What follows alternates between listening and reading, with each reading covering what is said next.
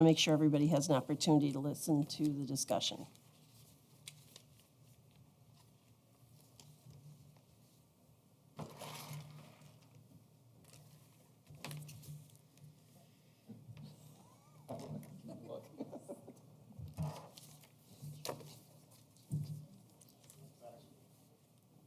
Are you okay now? All right, I just sent a text to Trustee Mishler just to ask if she can see and hear us as well. So hopefully she'll respond in the affirmative. Okay, so with that, tonight we're going to be talking about the business district or the downtown corridor. And Chris, I'm going to turn things over to you and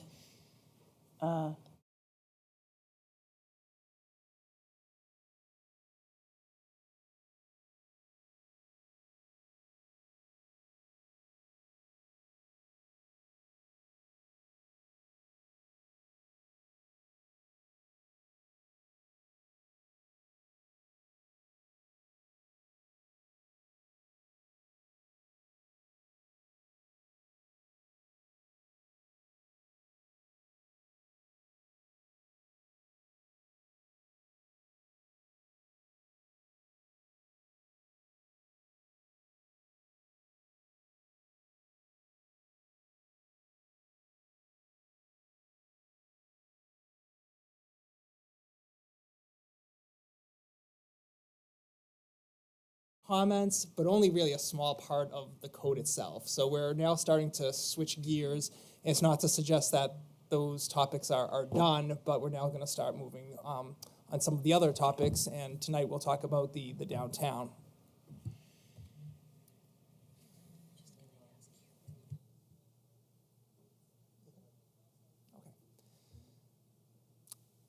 Sorry, everybody here obviously knows what the downtown is, but it is highlighted in the brick red on that proposed zoning map. So this came from and we'll talk about this a little bit more when we talk about some of the specifics, but this was from the public engagement where we did what is called a visual preference exercise, and we showed people a number of different buildings to see how they responded to them. Some of these buildings we sort of knew that people would not like, and that was done intentionally just to essentially confirm what the types of buildings people would not like to see in their downtown. And then there were a number of buildings, I think, that had some common themes to them for where people sort of responded most positively to. And I'll talk a little bit more about this when we get into some questions about design and scale in a minute or so. But the other thing I wanted just to sort of call the attention to is where our starting point was for all of this. And it was, as with all aspects of the code, starting from the comprehensive plan. So the comprehensive plan gave a fair amount of detail really describing the type of characteristics. So from this transect type of code, which was sort of the model from the comprehensive plan. It's known as what's called a T5, and it is the mixed use type of more urban environment, walkable village-like environment that we have here today. Of course, there's no sort of intent to have any type of drastic major changes to the built environment here. So I won't read obviously that, but comes from the comprehensive plan. And then we also pulled out all of the goals in your comprehensive plan that we thought were sort of relevant. Some of them were very sort of called out the downtown itself. And again, I won't read all this. These slides will all be public probably as of tomorrow, but just to provide this background information. And some of it was more policy related as it relates to housing or economic development potential, and that also relates to the downtown itself. Part of it was the codes, the diverse housing choices, so that was a big topic when we talked about the residential districts. I think it also is an important topic for here as well in the downtown. Chris, I'm just going to stop you there on that slide because I just want to make it clear. These are the goals, and they were ideas underneath the goals. So when we look at 3.3, it says provide incentives for residential development in the downtown mixed-use zone. It's a general, broad statement which does not define what we're talking about, except for if there was an opportunity. And some of the things that come from this comprehensive plan are also connected with the work of the Office of Community and Economic Development. So it's not all like, oh, the village is going to provide all these building incentives. Not likely to ever happen in our current environment, but that there is a coordination that needs to happen between the Office of Community and Economic Development and the village board as we look at other projects as they move forward. Do you think that's accurate, Jill? Yes. Thanks. Yep, thank you for that clarification. Okay, so that was just the background, and now what I did was there were a few sort of categories within the downtown that we used for discussion. We talked about this with the zoning working group, and then so what we've provided was there's 2 documents. There we go. So one was more framing the questions for you all, and I was thinking I would go each topic and stop and get your thoughts on so that we have some direction, and then I'll sort of toggle between that and the thoughts that came from the zoning working group, and as well as I'll just opine with some of my own thoughts as applicable as a professional planner as well. Can I chime in a second? Please. I know for the audience, this font is incredibly small and you can't see. It will be posted on the website tomorrow, so you'll be able to review this. The other point I guess I'd make in terms of the conversations, I think in general from the community engagement process, but also I can certainly speak with the zoning working group from sitting in on those meetings and facilitating them. I think the differences, I mean, it's not to say that everything was perfect consensus by any means, but I think the differences are less extreme than what we've had in some of the other topics. So I think that was a sort of a starting point.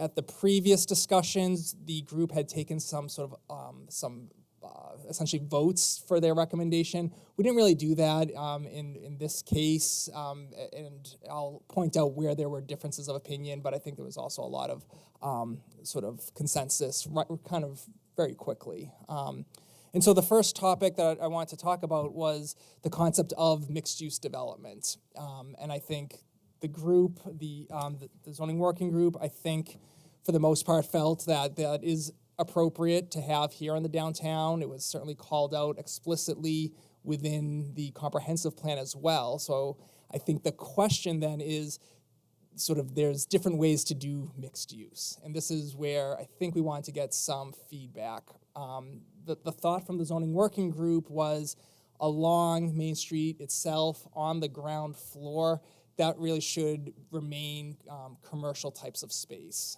And that's to create the sort of that downtown vibrancy. The alternative, I will say, is allowing just straight multifamily development. And the concern that I would have in a downtown is it could essentially displace the commercial types of development. And so I think assuming you have the demand to support commercial development, and I think you do here because everything's essentially filled up already on the ground floor, I think the recommendation of the zoning working group, which was also mine, is that at least along the frontage, that should be commercial space. Off of Main Street, the thought was that could be some more flexibility, that you have some situations today where it's not commercial, and that could continue, and that could be done through a special permit process to ensure that it's appropriate in some situations for residential-only buildings. A third consideration is on parcels that are deep parcels, so where you have a lot of depth, there could be the possibility where along Main Street itself, there's commercial space, but then further back, including on the ground floor, either whether it's a separate building or further back in the same building, allowing residential use on that ground floor. Can I jump in one more time? Yep. Chris, this is kind of weird to have just one microphone, but we'll make it work. I wanted to point out, Chris has mentioned several times the idea of a special permit. And I just want to, again, clarify that for not only the village board, but also for those in the audience and those watching. So a special permit is what I like to refer to as a yes, maybe. it requires additional review by a land use board. And more than likely, it will be the planning board. And what special permits often entail is a set of criteria that that applicant needs to address through that process. So it's not a, oh, yep, that's something you're interested in doing. It's something that's actually reviewed by a land use board in a public setting where public comment is provided and the board is going through those standards to review. Thank you. So on that note, though, I want to pause and hear the thoughts from you all to see how we should proceed. And again, it's not to tie anybody to anything, but it just helps us because we need to produce a draft. I like to refer to this part as the fun, imaginative part. This is where we get to have a really cool time and think about what we want Fairport to look like in the next 10 to 20 years. What sort of uses do you want on Main Street? What sort of design do you want?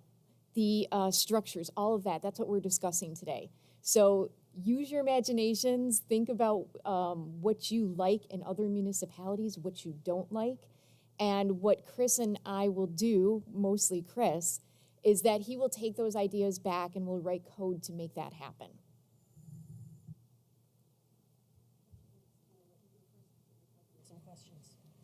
Yeah, it's been a while since we talked about this. So for background, this whole colored piece is what we're calling downtown. And then we have pulled out just Main Street with specifics, right? It says Main Street would basically go with mixed use and with the ground floor primarily being for commercial, for that vibrancy. So I did, just to clarify, some on that red map would be part of a different district. You can see where there's that orange on the map along the canal that kind of runs east-west just north of the canal. So that's not, so this map isn't, the map that you're just referring to isn't a fully accurate of what the proposed downtown is. How different is this than what we currently have? I would say not different. Okay. When you drive down Main Street, I think it's evident what district is what. So looking at this map that we're looking at right now, you can see where the yellow is, that's clearly residential. And so consider if we were coming up from Park Circle and 250 Mosley, and of course when it changes to South Main, you're driving up and you see a lot of residential structures, and then it's evident to you when you come into the commercial area where there's more downtown. So the area that we're specifically speaking of today is that area between the commercial area that everybody identifies. So the idea here is to say, okay, this is our commercial district. What does it look like going forward? I get that. I guess I was a little concerned with how much purely residential is currently there? Very little, some, 10%, half, what? Very, very little. Okay. The majority of this area is office space, commercial. There is residential on the second and, in some cases, third floor of these structures. You know, Box Factory is a good example where it's got a mix of uses, right? You have restaurants on the first floor, but you also have a lot of offices. So this is not a district that's specifically residential, but it has elements of that. Anytime you're going into a downtown area, it typically has first or second floor commercial or office space, and then above that is residential. And you know, in discussions with some of our local business owners, I said, what do you need to be, for us to be supportive of you to grow businesses? And the simple answer was people. And so successful downtowns typically have a first floor, second floor commercial office space, and obviously the residential up top. And that also adds a little bit to our discussion about how do we add housing diversity to the village. When you have that residential space at the second floor and third floor, those could be for folks that, you know, are just moving to the area and want to test drive Fairport to then buy their home in the residential neighborhood. So right now, it's a mix, but it's more so leaning towards commercial and office space. Okay, on Liffridge Lane East and Water Street, I know there are some residents. There's like two, I'm thinking, quite a few, well, a good handful. So can they stay residents under this, or is it like special permit if you wanted to leave it a residence? Nope, so Or on- that goes back to the discussion that we had that seems many, many months ago about It does. non-conforming uses. So when we have a use that has been in existence for a long time and it doesn't necessarily fit in with that new code requirement, they're allowed to continue to exist. So when we talk about updating those non-conforming regulations, that would be supportive of those existing uses. Right now, they're non-conforming. And so to update those non-conforming regulations would be to continue to allow those uses to exist. So this is not getting rid of strictly residential. It's what do we want in the future? Non-conforming can continue to be part of it, but at some point, the intent of nonconformities is to see them disappear, but not all nonconformities do we want to see disappear. So they are part of the fabric. I guess that's what I was just looking for, clarification. If somebody sells their double on Lithbridge Lane East, all of a sudden they have to put commercial in down below, they can't keep it as housing, or it would be encouraged. And that was one of our questions on, again, when you're on places like that, should we allow the residential only as a potential? So that's one of our questions. That's one of our questions. Should we continue to allow that, or should we say no going into the future? Correct. Well, or could it be a special permit? Which again means it's just that additional review. Special permits are good and useful, I think, in this sense, because it's almost in some ways in commercial districts a stopgap until you can perhaps update the code.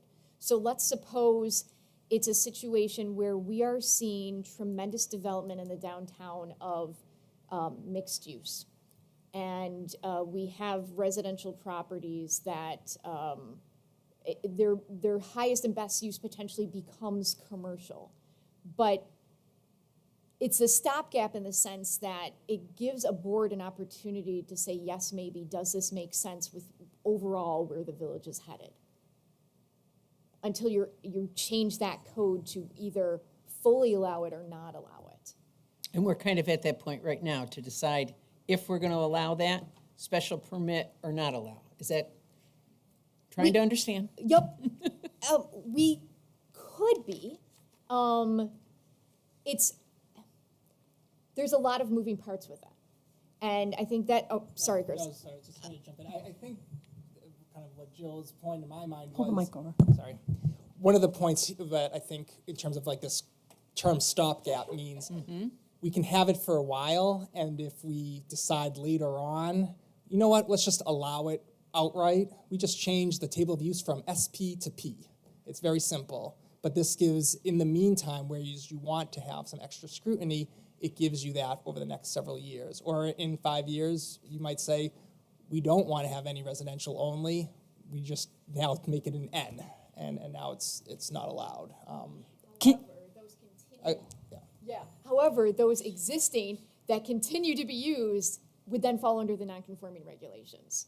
Even if I they're know sold? there's a lot here. Even if they're sold. So one of the things to think about with land use is it's not about the property owner, it's about the use of land.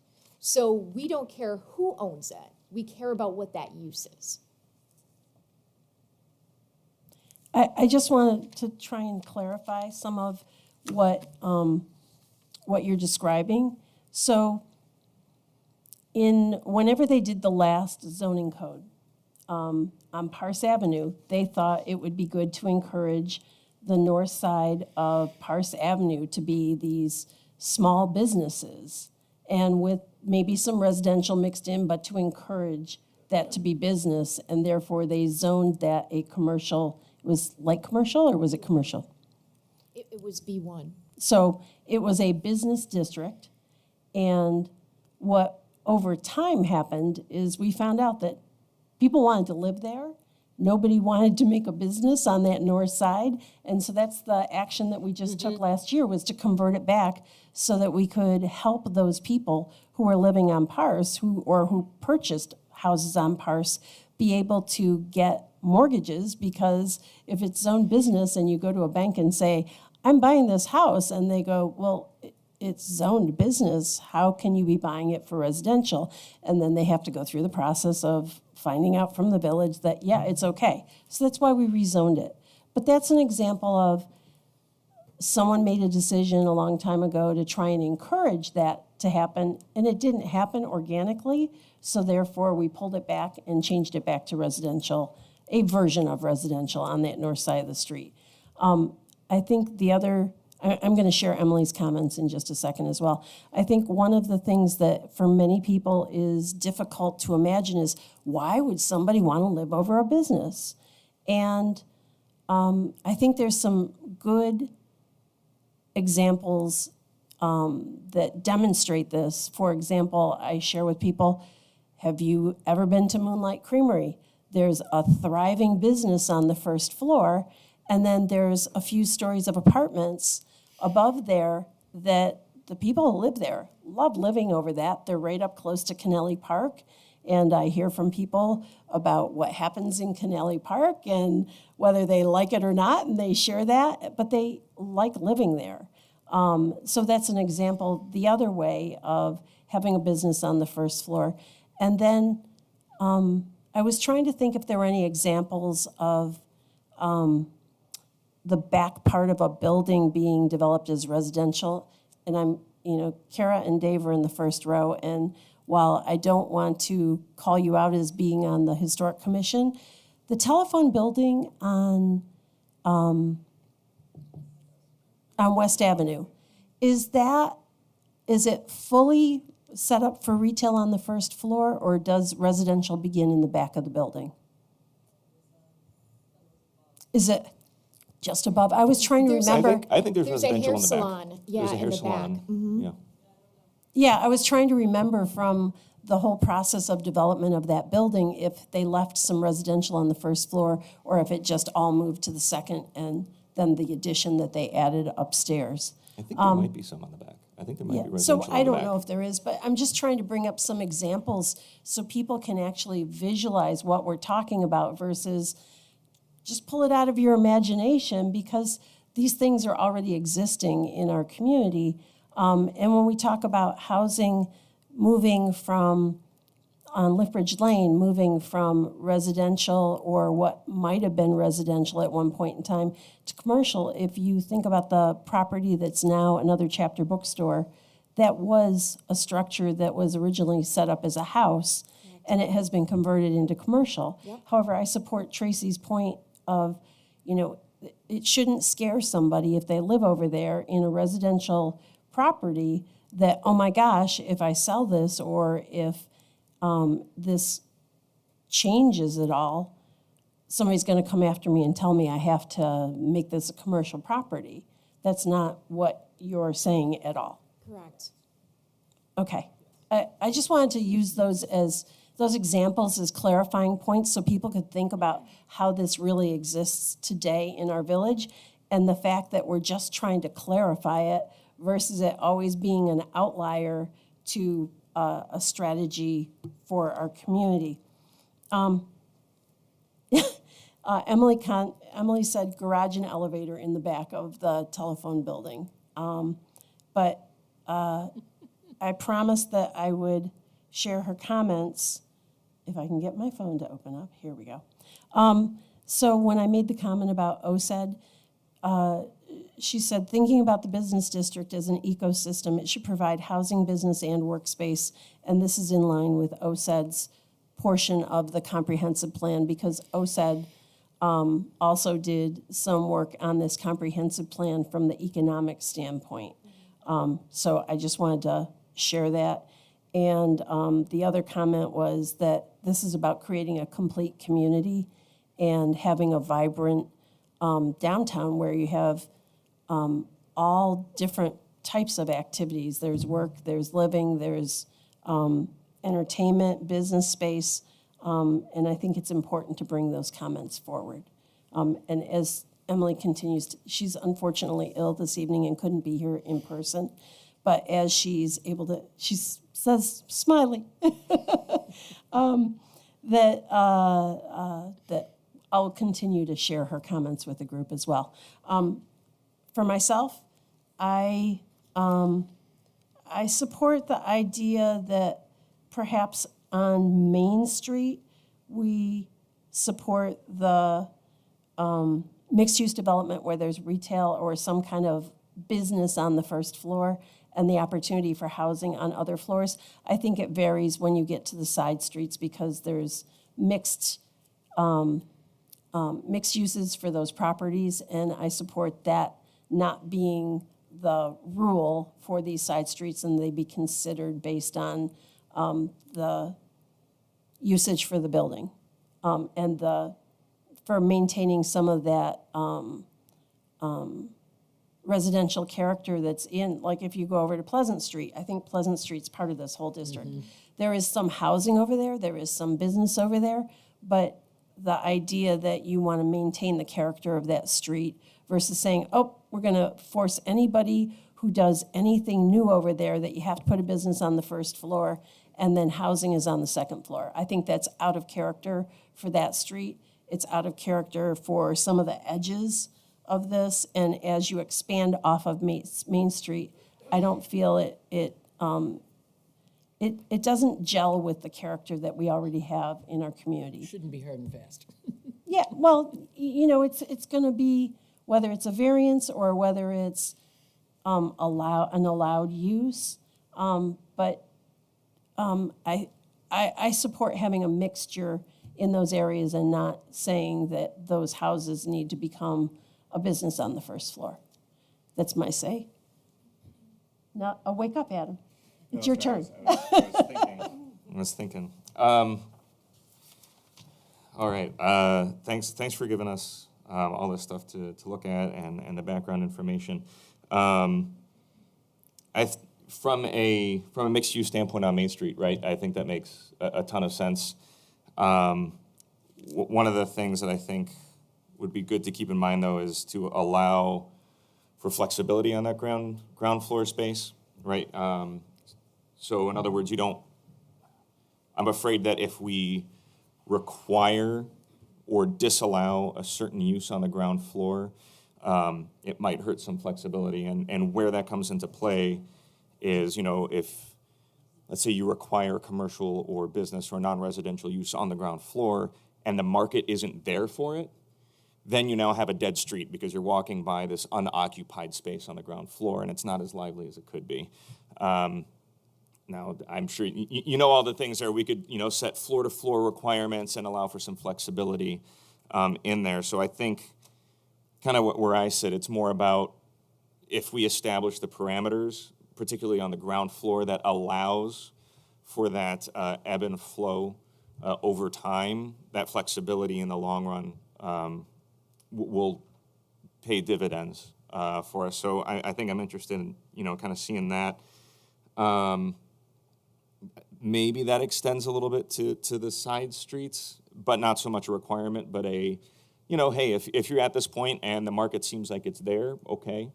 But I wanted kind of like just to build off of, Julie, what you were saying too. It's like if there's a change, it's not like somebody the next day knocks on your door and says, you are in a residential structure and now the zoning is this, you tomorrow must submit permitted drawings because it now must be a commercial use. That's not how zoning works when it's implemented. One thing that I actually am, so there's two things that I'm curious to know. Now that we've sort of established Main Street as, well, we still have to hear from one other person, but it sounds like the consensus is Main Street, yeah, a lot of commercial activity. Let's definitely lean into that. The side streets, you start to see the gradient into the residential neighborhoods. The one question with that is, what's the mechanism for that? Right, without trying to get too, really subdividing our zoning more and more, making it more complicated. And then another one would be, what are some other good recommendations or good examples of how we could implement zoning that incorporates residential in the back, but still kind of thinks about, when we're talking about character or this performance base, we are concerned about the use, but also about the design of it. How does it feel, right? So rather than having a commercial use, maybe some mixed use or something in front with this residential building in the middle of a parking lot, which is not as downtown village feel, what are ways, do we have any good examples of how that's been accomplished in the past, what tools there might be? So, sorry, that's kind of two long questions, but, and maybe you don't even have to answer them right now, but just, hey, we've got some tools, we're comfortable, you're not asking us to, figure out how many angels dance on the head of a pin. Hey, we've got some tools, we're comfortable. All right. There's different ways, and I agree with you that we don't want to get into a situation where every other parcel is like its own sub-district, because I've seen that, and it's just... It's a mess. Exactly. One way is, and we talked about this a little bit at the last working group, you can create called a pedestrian frontage zone. So we define that zone, which would be just Main Street, and along that zone is where there's certain requirements of and we can define it however we want. That's where the ground floor has to have, whether it's retail or maybe it's just the floor to floor. The floor to floor, the lots of windows and all that stuff. And so the uses can be extended throughout the district, but those design criteria, those specific design criteria only apply to where we define the pedestrian frontage zone. Okay. And so we have a model for that we could use. Yeah, that makes sense. Yeah. Sorry, real quick, when I'm saying floor, I don't know if I could explain floor to floor. Okay, so floor to floor, oftentimes when we're talking about stories, the floor to floor means from the surface of one floor to the surface of another floor. That's what we're talking about, and the feet between that, the number of feet is conducive to a particular use, right? So when you think of a storefront, you don't necessarily think of a height that is like your house, right? And there's several reasons for that. So generally with a commercial use, you want to have more floor-to-floor height. And there are other examples where if you want to have that flexibility, you can have that floor-to-floor height, and then just if it's a residential use inside, you can build the floor up so that you have maybe some steps up in there, and that gives you that more residential feel inside, but in the future, you can take that floor out and change it into a storefront. Whereas those residential floor-to-floors are less than something that's conducive to commercial. Did I explain that well? Yeah, I definitely think you did. I think, Or no?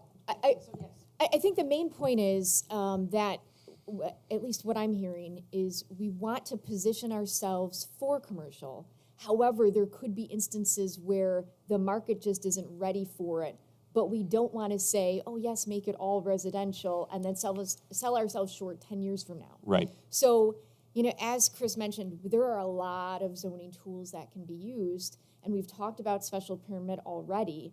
That's another instance where it could be specially permitted that residential occur on that first floor with a marketability analysis that's provided by that applicant saying, I've tried to market it as commercial space, right now I can't for X number of reasons, I'd like to make it residential. And along with that can be criteria as to what changes can happen to that facade so that we preserve that ability to be commercial in the future, but still allow somebody to live there without maybe having huge windows that, when they're eating dinner, everyone on Main Street is watching them. Right. So there are a lot of zoning tools that we can do that will set us up for the future, but also acknowledge where we are right now.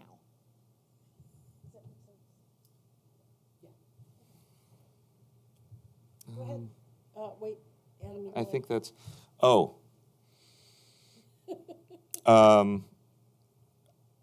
do we want to regulate drive-throughs? As in, no, thank you. Is that part of this area, or is that something? Okay. It was the next topic, which was going to be okay, uses, sorry. We're kind of bleeding into. But. We'll circle back to it then. Yeah, we'll circle back to that. Put a pin in it. Let's go to Heidi and talk about what we just talked about with mixed use, and then we'll come back to it. Beauty. Thank you for the floor-to-floor explanation, because I do agree with the other board members. I think that the mixed-use development is really important. Having that first floor commercial use in the Main Street corridor is really important, and having the residential above is also important because, like you said, businesses need people. They need feet on the ground. They need people in downtown, and then that's how we get them there. That also would provide us with the housing diversity options for people, renters, owners, condos, et cetera, whatever it is. And I'm glad Julie, I think you had the example of the business in the front, residential in the rear part of the larger lot, because I was trying to conceptualize that. I couldn't think of a space in the village. I also think that moving off of Main Street as Adam said, with the gradient of commercial versus residential, I think that's important to preserve that flexibility because it gives us the option for things to happen more organically if things are moving one way more business-wise, or if the appetite is not there at that time, it gives us the flexibility to still have a great and usable downtown that fits with the character of our village. You guys hit everything else. That's what I get for going last. I'm just going to reach out to Emily and say, Emily, do you have any disagreement with the discussions that just came across the board? I'll wait for her to respond, and I'll jump Can I in. ask a quick clarification while Sure. we're waiting for Go ahead. Emily? So when Adam was talking about the flexibility, I thought of in Parrington, where the Aldi's Plaza is, by the bank and by Walgreens, huge intention to have that as mixed use. However, I'm there a lot, and it's not mixed. So the flexibility, it's great for the side streets, but let's make sure that flexibility is on Main Street too. If for whatever reason we're in a situation where they can't sit vacant for 3 years already. Yeah. Okay. How's Emily doing? She's all set. So I think she supports this whole discussion that we just had about Main Street and then the side streets having that flexibility. Okay. And the last points that were made about if for some reason that site can't be filled with retail on Main Street, that there's a variance or a way to, if someone wants to put housing there and they can't fill it with retail, that they have the ability to say, hey, this is my situation, how can we work on this together? One of the things that I just want to point out is that when we're talking about uses, we really want to focus on using the tool in our toolbox of the special permit versus the use variance. And I say this because use variances, the odds of them being approved are 0.0001. What you do when you're applying for a use variance is you're saying, I would like to do a use that the community has said no to. So the tool that we would use in this instance is the special permit versus any sort of variance. A special process. permit. Yeah. There. Special. Because there has been discussion about variances, and I just want to make it clear the use of a variance versus a special permit. A special permit is a yes, maybe. A use variance is a no.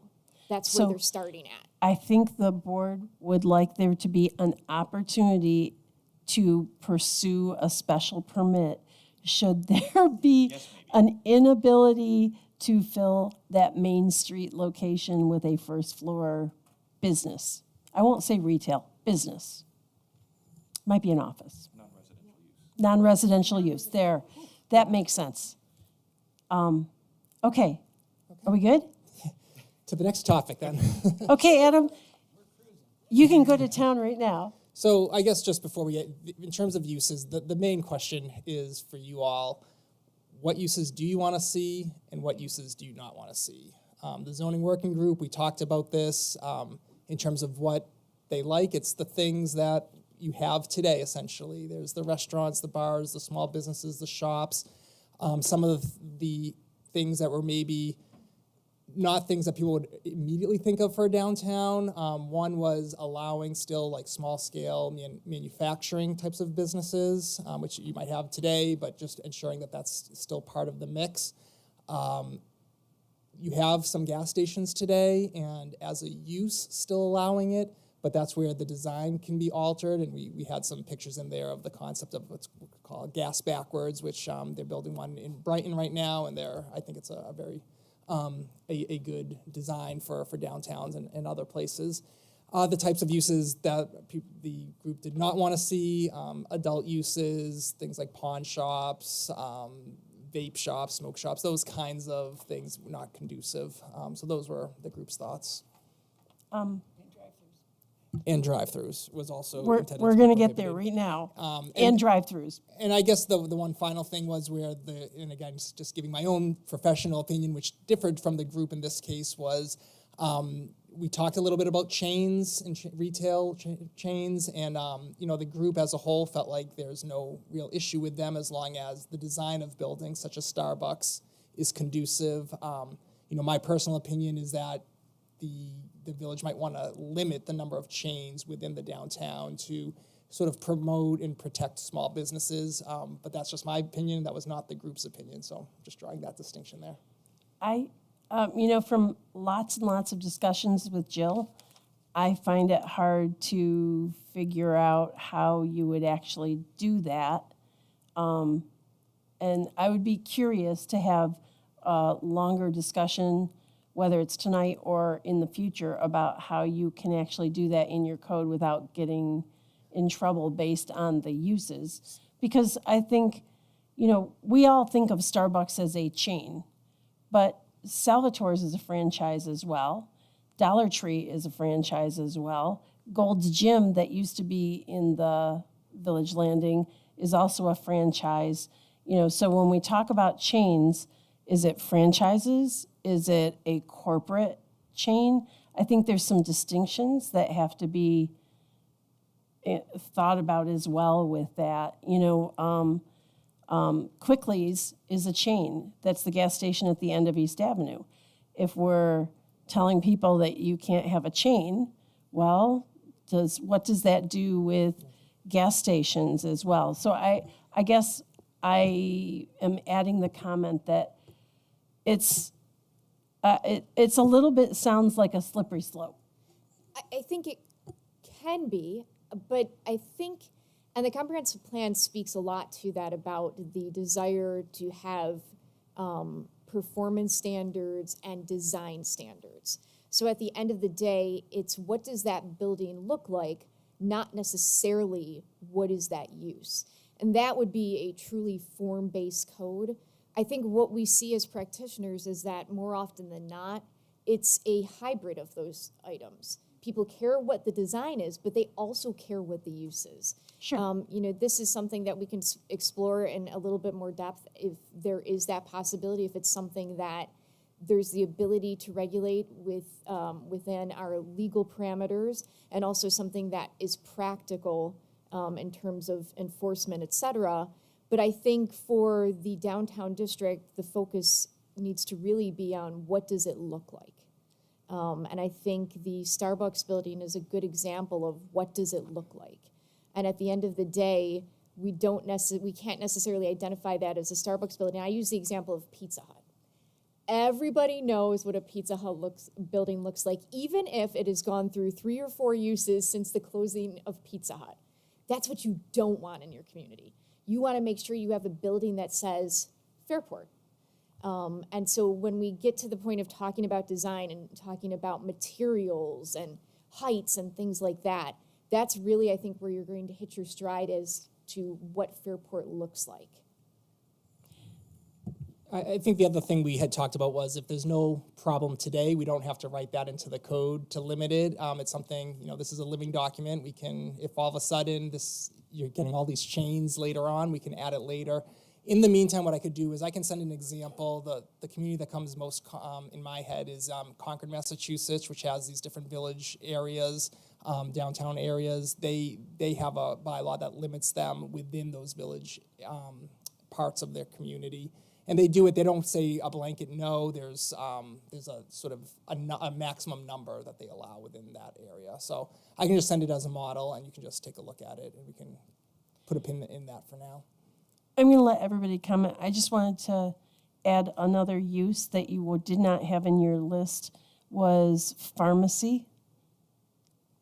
In terms of something we want. In terms of a use, But yes, but with a building that looks like Fairport, not like Walgreens. So, if I could just speak a little bit to that, when we talk about uses, typically what happens in a zoning code is we're not going to name the uses specifically, but we'll refer to them as retail sales and service. And that's going to capture the pharmacy, the grocery store, the salon, all of those items. So when we ask the question of what do you not want, those are things that we can either specifically exclude, or when we define retails and service within that definition, exclude those uses. Okay. I'm going to add one last thing that I just want to be clear about. I am not saying that, like, our discussions about what can we have, and there are these chains that I'm saying, gosh, I hope chains and franchisees decide to move to Fairport. Because I am a supporter of local business as well. However, I'm looking at it from the standpoint of what do we have the ability to manage and control, and I like to bring up those other options, because honestly, I'm happy that we have a Salvatore's on Main Street.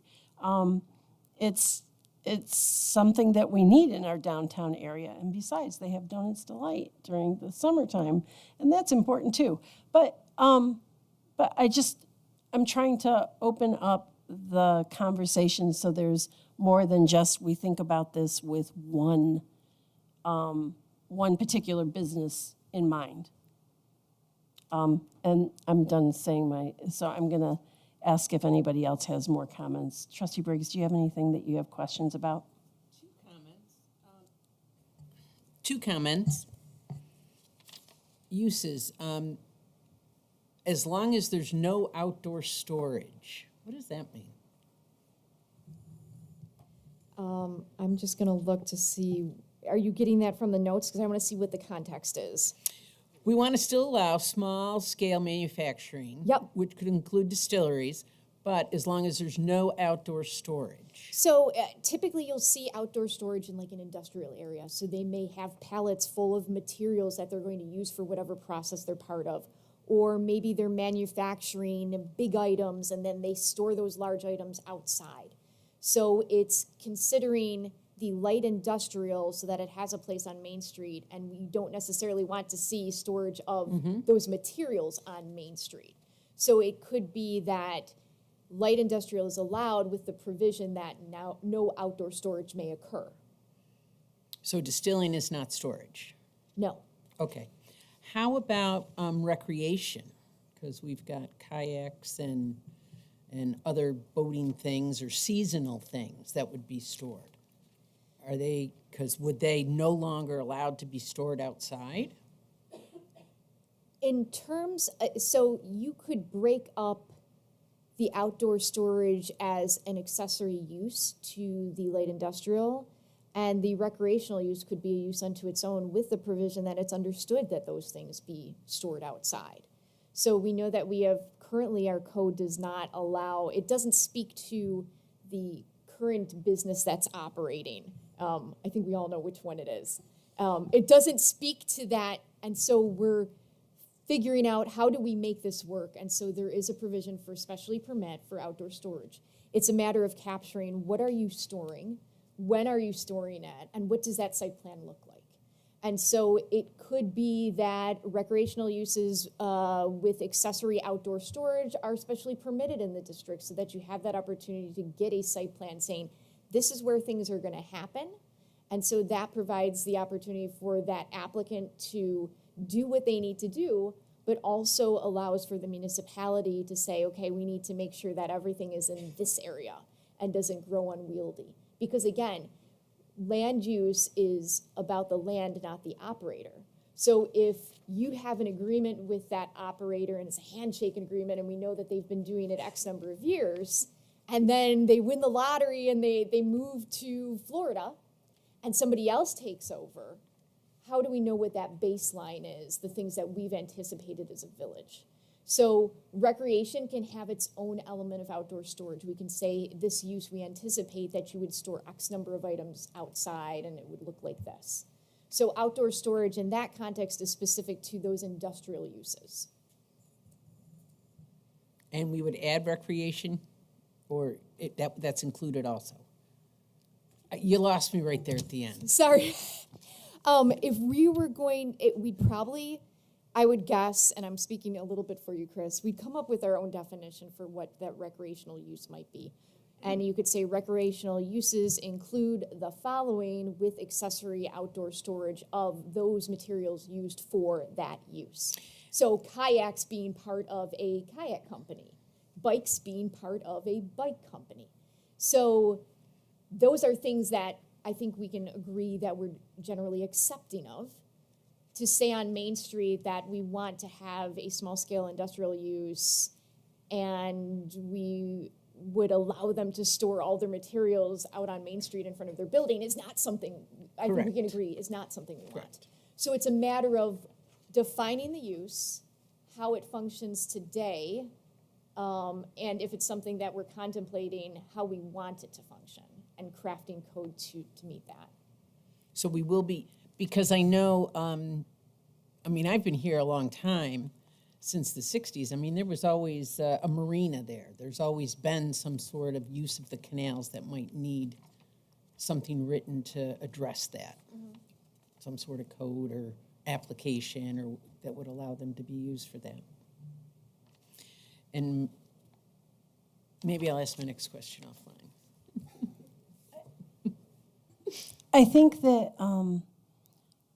Chris was like, try and envision what this looks like as manufacturing.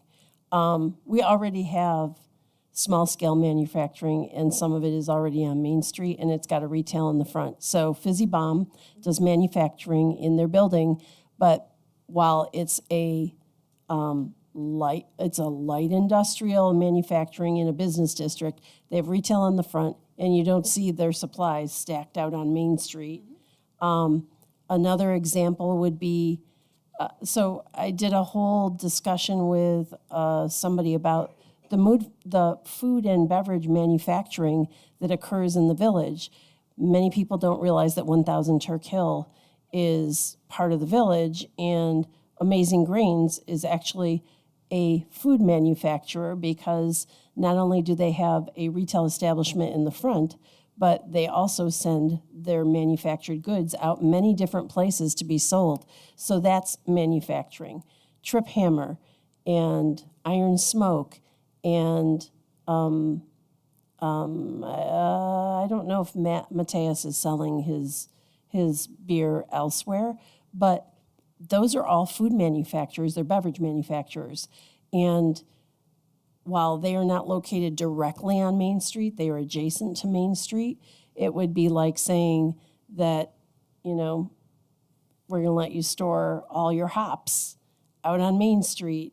And what you are describing is saying, no, you have to have proper storage inside your location, correct?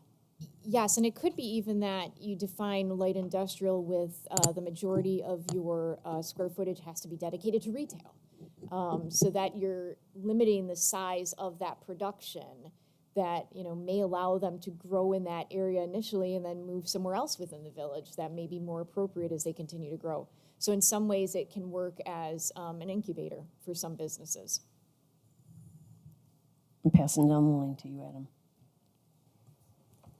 All right, so, I would say in general for me, I tend towards trying to outline what we don't want, just because, at least in my experience, sometimes zoning codes, and, we've even gone through some of them too, where it's like they'll allow bars, saloons, drinking establishments, beverage sales, and at the end of the day, you go, well, aren't these all the same thing?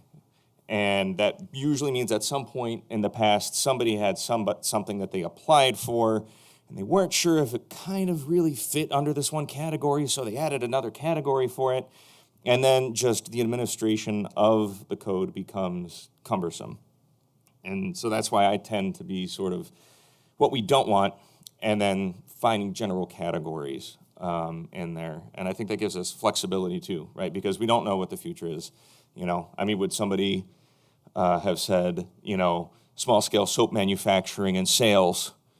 Well, it's not in the code, so I guess we can't allow it on Main Street. So I tend towards that. With that in mind, I also know there are certain things that you can't just forbid, right, in some ways, right? Where do we have some, so like when we're saying, is it possible to say we don't, like adult uses, pawn shops, et cetera, are not allowed, period, in the village? Right, so we have to think of somewhere that, in theory, we would be quote unquote okay with them being. They're allowed in industrial now, and I think we'd continue that. I don't see any change with that. You know, when you're excluding uses, you could have uses that are limited. And by that, I mean that they would have requirements that went along with that specified use that they would either have to meet, or if they weren't, it was an area variance. Okay. Or some other, you know, or a use variance. So there's different ways to structure a code. I think there's, and Chris can probably speak even more to this, I think there's benefits to outlining the uses that you don't want, but I think there's also benefits to outlining the uses that you do want. Keep in mind that one of the things with the zoning code is in many ways we're establishing a baseline.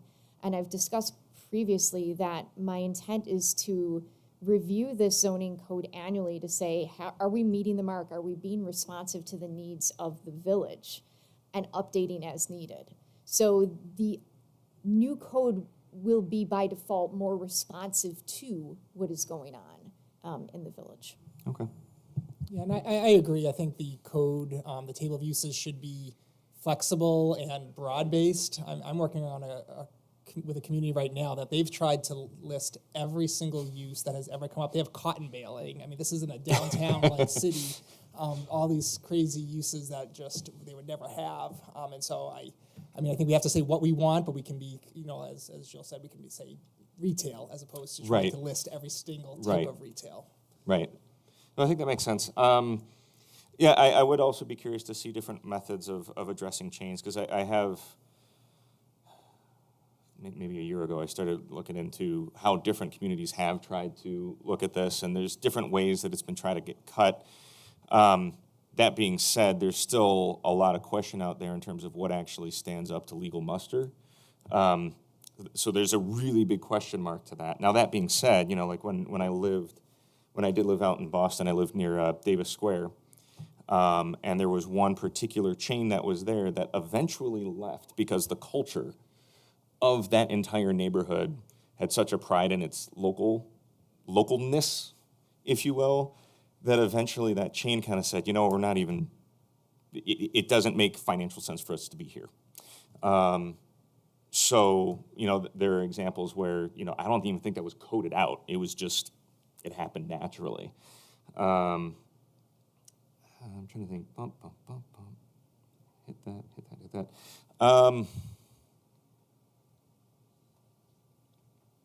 I think that generally covers it. Yeah, I think that covers it. And you said we were going to touch on the gas backwards, or is now the time to talk about gas backwards? Now's a good time. Okay, great. Can I ask? Sure. Before you go, Heidi needs a moment to talk. Oh, yeah, sorry. I have a question from Emily for you as well. So Heidi, go ahead. Okay. Again, you guys have hit pretty much everything that I wanted to ask about, specifically the limiting of the chains. How is that done? Is that something we can do? Or is it like Adam's example of, yeah, they come in, but then they just kind of doesn't happen because it's not what our community wants. The other question or comment was, I was wondering what the discussion was about allowing lodging. Was that like Airbnb? Is that bed and breakfast? Is that boutique hotel? What was that part of the conversation like? My recollection from that was it was not talking about Airbnb. That's a whole separate topic, short-term type of rentals. But I think from what I recall, the group was open to boutique kind of hotel, bed and breakfast for the community if somebody wanted to build that. Okay, I think that was everything. We hit everything else. I do agree about the design requirements for if there is going to be any kind of chain or something that there need to be design requirements. So if they, like you said with the Pizza Hut example, you don't want it to forever be the Pizza Hut building. Like you want it to fit in with the rest of the village. Waffle House. Yeah. All right, so the last question I had on this particular part of the uses was from Emily, and she asked, in this list of uses, is there any way that, and what the answer is going to be, whatever it's going to be.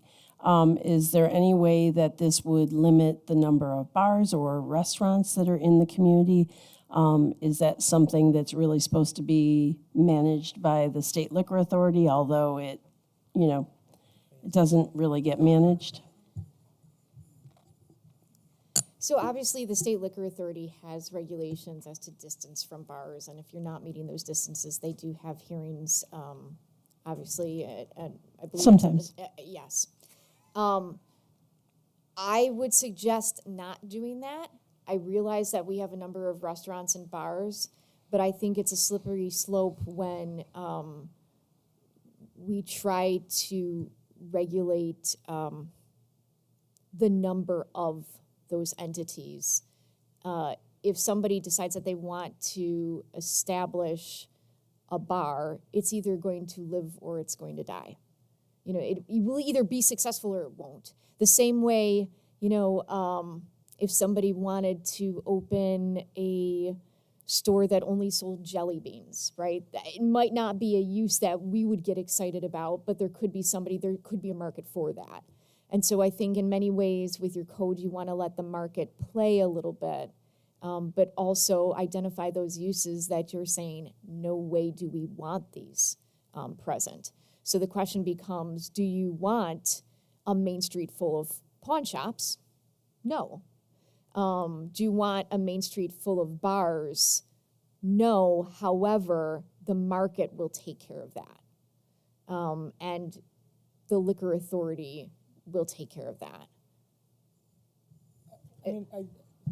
I do think we could, if we wanted to have that bars through a special permit, though. So it's allowed, but then there's the extra scrutiny and there's some discretion from the planning board if there's a reason in a certain location not to allow a bar or restaurant. Could you consider how that would fit into the code? Yeah, I think we should talk about that. We haven't. I mean, it may discussed be that something much. that we just go, this just isn't going to work well. But that was, she But said, I caution that special it's- permit. Right, but I caution that it's not for the planning board to determine if, when you're using a special permit, you're evaluating that site plan. You're not deciding whether or not that business should be opened or not. And Okay. so that's what I want to emphasize. The special permit, to use it that way would be inappropriate, and I think that we would open ourselves up to legal scrutiny. Yeah. But we can explore what Just means explore it. there would be, just as it was discussed in terms of chains, what other options might there be that we could legally justify that would still provide the opportunity for small businesses to grow and succeed and give it a shot, rather than leaving it up to a land use board to make the decision whether or not your business should exist. And it might not be the right course of action, but have that discussion. I'm going to bring something up that from 2019 that this board, prior to everybody who's on the board right now, that we had a discussion about, which had to do with vaping and considering legislation to limit who could sell vape supplies, and if there was to be any kind of permitting, like that you would only allow two, like setting the bar at like only 2 businesses could sell vape. That doesn't mean a vape store. What came up in the discussion is that some of the businesses in our community, for example, gas stations, they have to sell more than just gas to stay alive. And the board as a whole said, well, it's a nice idea to try and limit that use in our community and make it like, 2 businesses can be selling vape supplies. So let's say there's a vape store and Quickly's gas station sells vapes.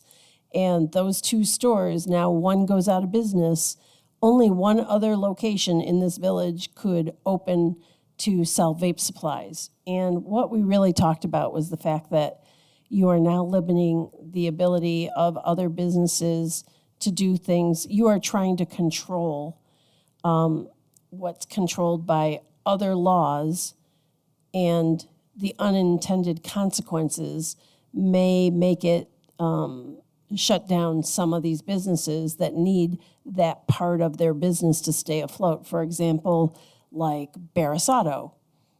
Great, it's a service center, but they also sell these other items there. And is it part of their product and service mix that they need to stay in business? And are you willing to put those kinds of guidelines on top of businesses that exist in your community when it may cause them to shut down or be harmed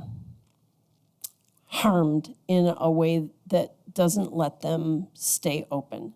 So I'm only sharing this because it was part of this discussion. And I think it's important to know that we've gone down that path before. And while there is legislation that someone presented to me that would do that, the rest of the board really felt that we didn't want to limit the ability of existing businesses and businesses that have a product mix to perhaps harm them in some way like that. Your thoughts? I mean, yeah, I think those types of restrictions are really not part of a zoning code, regardless. If you, whether you want to explore that or not, in my mind, that's what you're stocking on your shelves. I don't know. Well, I think having been intimately involved with a municipality that chose to regulate beer, lotto, and tobacco, and seeing the resulting court cases, it may behoove us not to be involved with things that are regulated by other state entities. I just wanted to put it into the realm of this discussion because I did hear in the uses that we didn't like was vape stores, and does that extend to you? You run yourself on a slippery slope when you say, well, this can't be a use, and you've got stores that sell vape supplies that sell other things, and as much as you may not want it to be in your community, sometimes those are things that you can't control every single bit about how a business operates. Well, I think the question becomes, is the primary product that entity is selling, what is it? So if you go to the convenience store and you buy the lottery ticket, you buy beer, you buy whatever, is that the principal use of that structure? Probably not. But there's vape stores that all they sell are things that are helping you vape. And so I think that's fair to say that use is a vape store. And so when we talk about uses that you don't want, it's, when we talk about these things, it's creating that definition for it. So Okay. It could be a vape store is defined as a location that is dealing with 80% of the merchandise found within that is for vaping. Okay, can of worms has been opened. A dispensary is not what you're talking about when you're going to limit uses of a vape store. Different definitions. Okay. And also, what little I know about dispensaries, I thought you were alluding to, you can sell it as one permit, but sell it, use it, consume it in that same place is a totally different permit. It is. It's very much. The state is regulating it as two different things. So there's retail, and then Right. there's obviously on-site consumption, lounges, so to speak. Right, so that, again, is not what's being addressed here. As a use, not use. So if the village board wanted to look at us exploring regulations to not allow dispensaries on Main Street, that's something that we could look into. Well, it would be a dispensary or dispensary/lounge, because they've tiered. No? Dispensaries don't exist with lounges. It's two separate uses. Right, that's what I'm And saying. so they're completely separate. And it goes back to the cannabis law when it was enacted 2021, 2022, when you needed to opt out Yeah. of all of those activities. And once you did not opt out, you can't opt out in the future. The village did not opt out. The town opted out.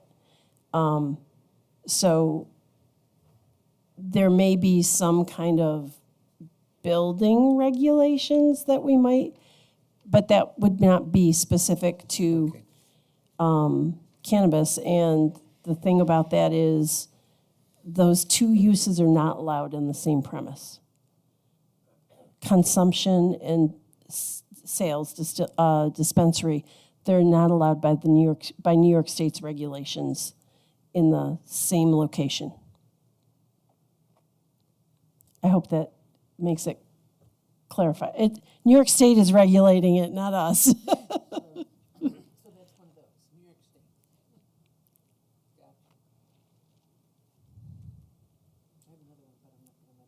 Oh, but you can.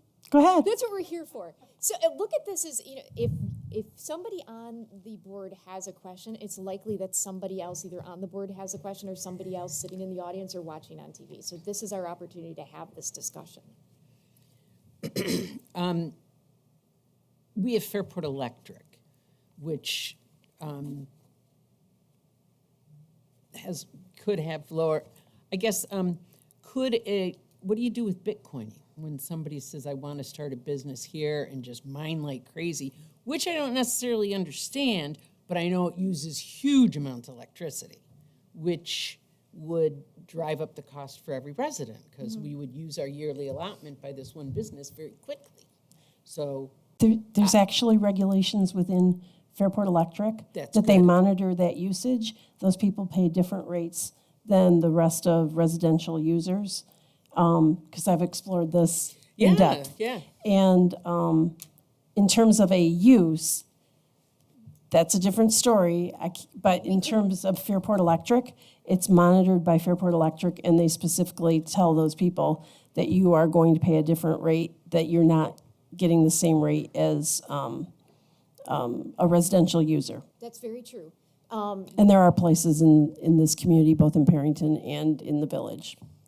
You can regulate, and I don't know what the proper term would be. Again, this goes back to we decide on a term, we give it a definition, we say yay or nay to that, and if it is something that we're willing to entertain as a community, are there regulations along with that? There was a community in Western New York, I want to say in Tonawanda, that their challenge with a Bitcoin operation was the noise. And the neighborhood was very much bothered by the noise because of the size of the operation. So if you'd like us to take a look into crafting regulations to either allow or not allow that, that's something we can do as well. Allow or not allow Bitcoin mining in the village? Correct. Look into that? Yeah. I think it's a worthwhile discussion to explore it. These are not uses that anybody worried about 10 years ago. Uses change all the time. Yeah. And we think about, if you look at our current code, Trustee Beneski, you mentioned saloons. We've got saloons as a definition. We've got very unique I thought we got definitions. rid of that. We got rid of that You can last fall. You can tell And when- haberdasheries. Yes. You can tell when a code was crafted based on what those definitions are and what was important to the community. So we will likely over time add additional definitions and consideration of additional uses. So again, this is going to be a dynamic document. I mean, I would also say that we can't anticipate all the uses, but we can anticipate the impacts that people don't like. So that's another way to think about it is if the issue is noise, it doesn't matter whether it's Bitcoin mining or something else, we can have these performance standards about noise in whether it's the downtown or throughout the village, except maybe the industrial area. And I think that sort of can be a sort of a catch-all in a sense.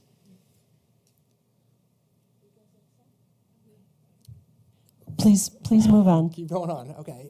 So the next topic was heights, and I'd say that this was the topic. Wait. Oh, sorry, we got to talk about gas backwards. We Sorry, had go gas ahead. Adam. backwards in the drive-throughs. Yep. Yes. Sorry, go ahead. I forgot.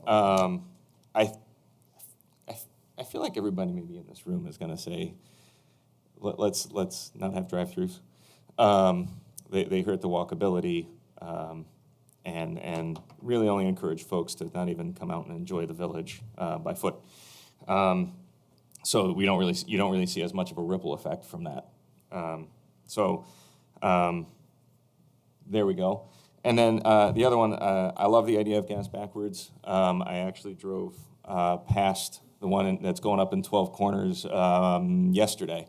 So it's coming along really well. So what gas backwards is, I think it's in the packet right here. Yep. Right, it's basically where the convenience mart, yeah, there we go, rather than being pushed back is actually at the edge of the street. The reason why that's good for a village character is a couple-fold.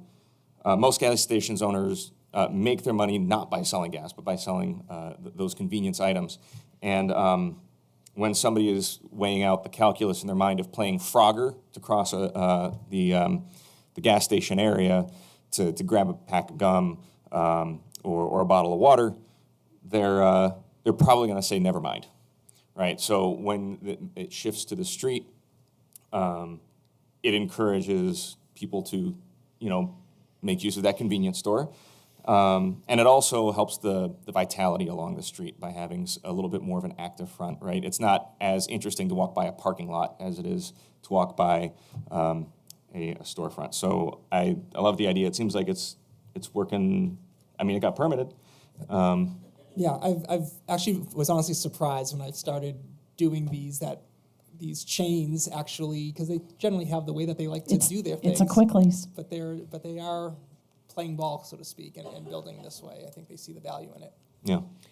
Would it be a remodel or a new build? So you're reading my mind. I wanted to make sure that we address this because we Yeah. obviously have gas stations that are existing.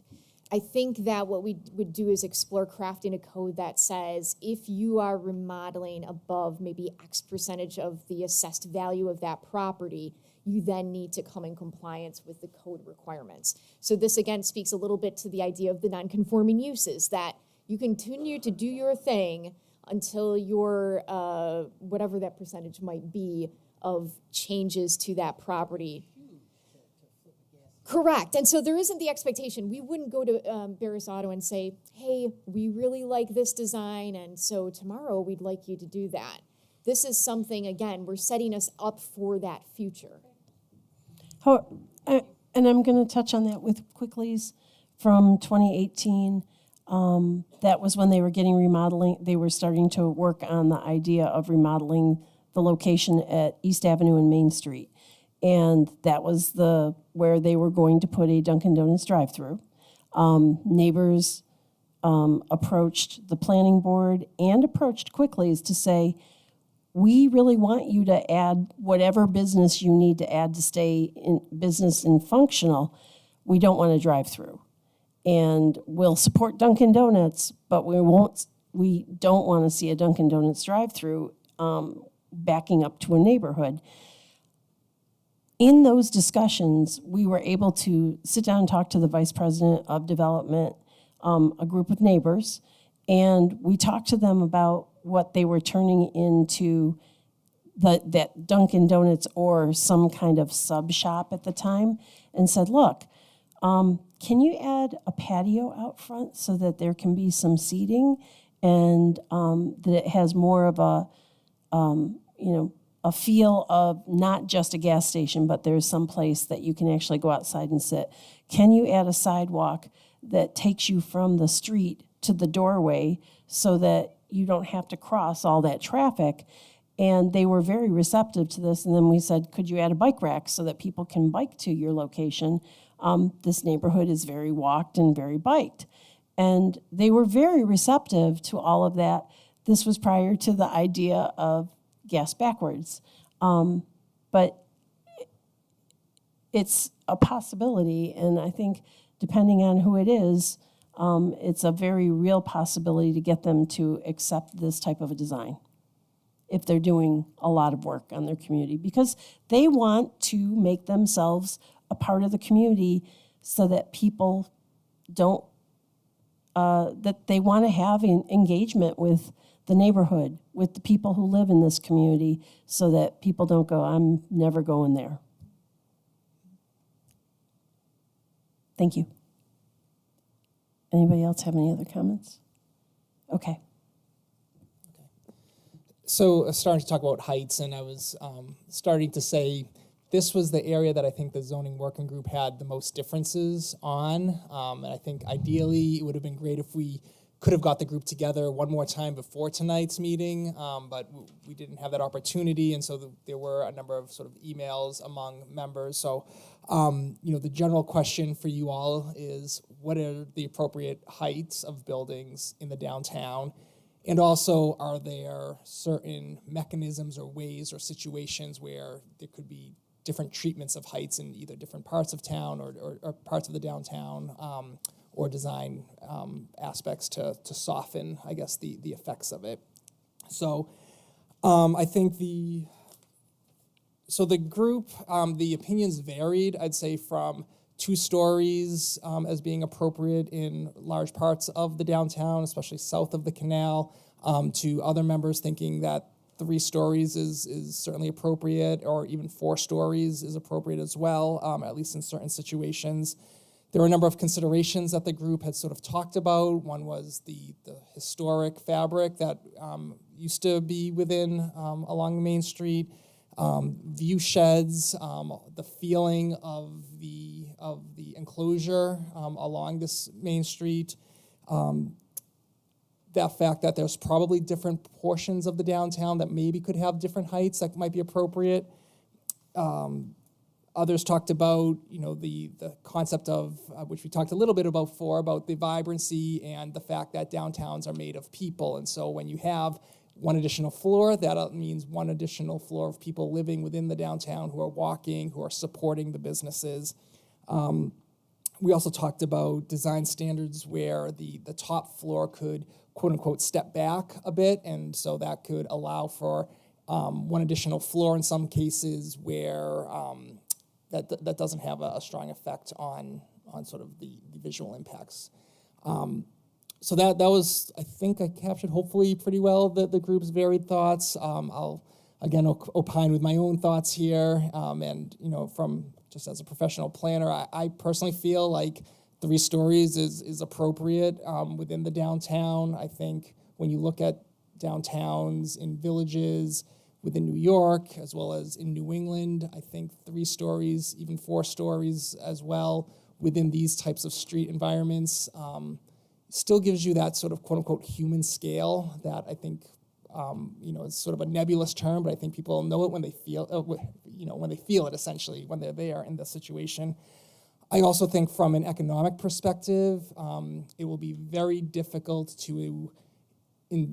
for a development to pencil out if you have a single story today to have it be redeveloped with only 2 stories. I think that's the finances are very unlikely to work. I think with today's interest rates, it'll even be hard with 3 stories.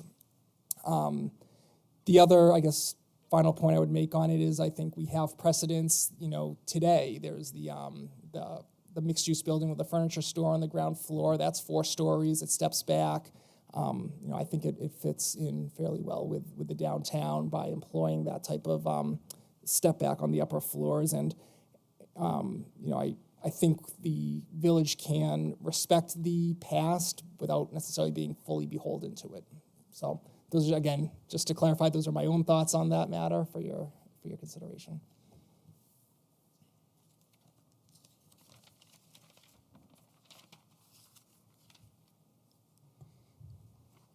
I'll jump in. I know, looking at, historic images, I know we have, we have images of 3- and 4-story buildings, more 3 than 4, if memory serves me correctly, on that. So I think already, we have already historic precedent here for that. But I think I also agree. I think having 3 or 4 makes sense for a couple of reasons. You see it not only, like I said, in Fairport, but in other places around the region, everywhere from like Hammondsport, right, has 3- and 4-story buildings. That's a hamlet smaller than we are. I was up in Northfield, Vermont, 3- and 4-story buildings. So this is, it's not a new idea, and I kind of will speak to the economics of it. Whereas, if we do want to have a diversity of housing options to help support our businesses, and like we mentioned, maybe some folks who wanted to test Fairport out before buying a home here, we have to make sure that we understand how the economics of it works. And I will back up what Chris said, and it will be a very, very, very long time before you see a 2-story building turned into something that has some units on it. So I guess that's my 2 cents. I know there are a couple different ways to look at it. We could talk about it in terms of feet. Like how many feet is it? How many stories is it? We could play into that. And then one of the things that I know from a maximum foot standpoint is finding ways to vary the height. I personally tend to try to shy away from forced changes because I feel like they come across as a little, for lack of a better term, fake looking. But I think there are architectural elements that you could do, like maybe you could have a little clock tower, right, that comes up. So it's not like it's not a space that somebody's occupying, but it's something that changes the skyline a little bit as you're walking down. I'm thinking of the corridor. castle frontage on that old building that was we call it castle, but that's not really what it is, but it has the little turrets on the corners of the building. So I think that's kind of all I have in terms of heights and how we want to measure that. I think we'd have to take a look at exactly, if we want to do that commercial on the ground floor, that floor-to-floor height we were talking about will have an impact on the height as we measure it. So we just got to make sure we keep that in mind. But I'm sure you already know that. Heidi, do you have something? Yeah, I'll go. I agree with Adam. I think the 3- to 4-story would be appropriate for the Main Street downtown area.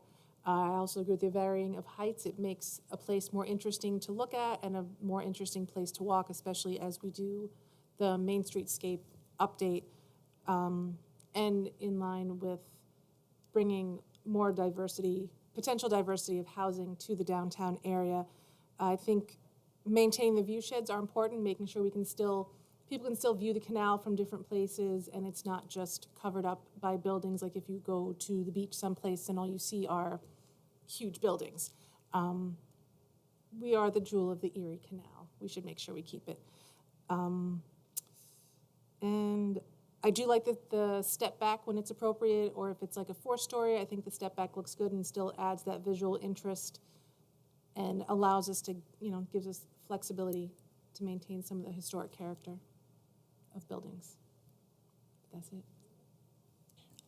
I'm going to go to you in just a second, Trustee Briggs. I have a comment from Trustee Mishler, and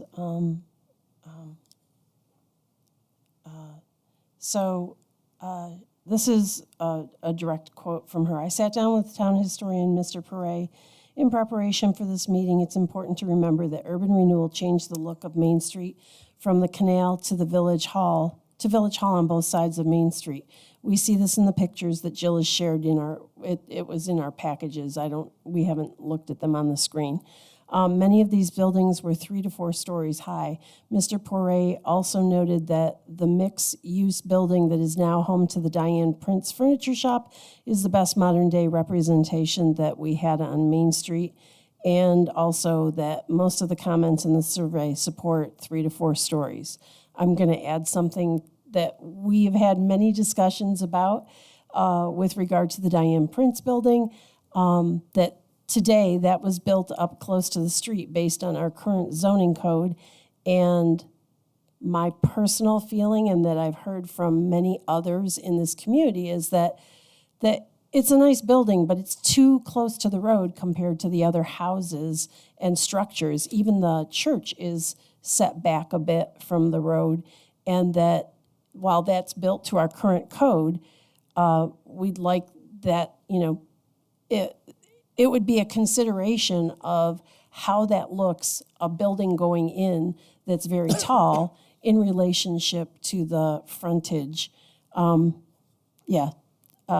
Emily says setback would have been better, about 10 feet. And I think we've had some internal discussions about that while it's a really nice building, that having that setback versus up close, whereas up here in this portion of Main Street where the bank is, that things are really meant to be up close to the sidewalk. That's how it was before urban renewal. But perhaps in that area where there was a lot of residential old style homes, it would have been better setback. The other thing that I'll bring up is something that I've shared with Jill and others, is if you think about creating those large scale buildings, whether it comes in the design overlay district, however that looks, I think I-Square is a really good example of how new construction has made to look like it's got characteristics of older styles of construction. And I think that should be included in whatever we do with the zoning code, is as somebody creates something new, it has to have a certain amount of the look and feel of the historic nature. That doesn't mean that it's built with knob and tube wiring.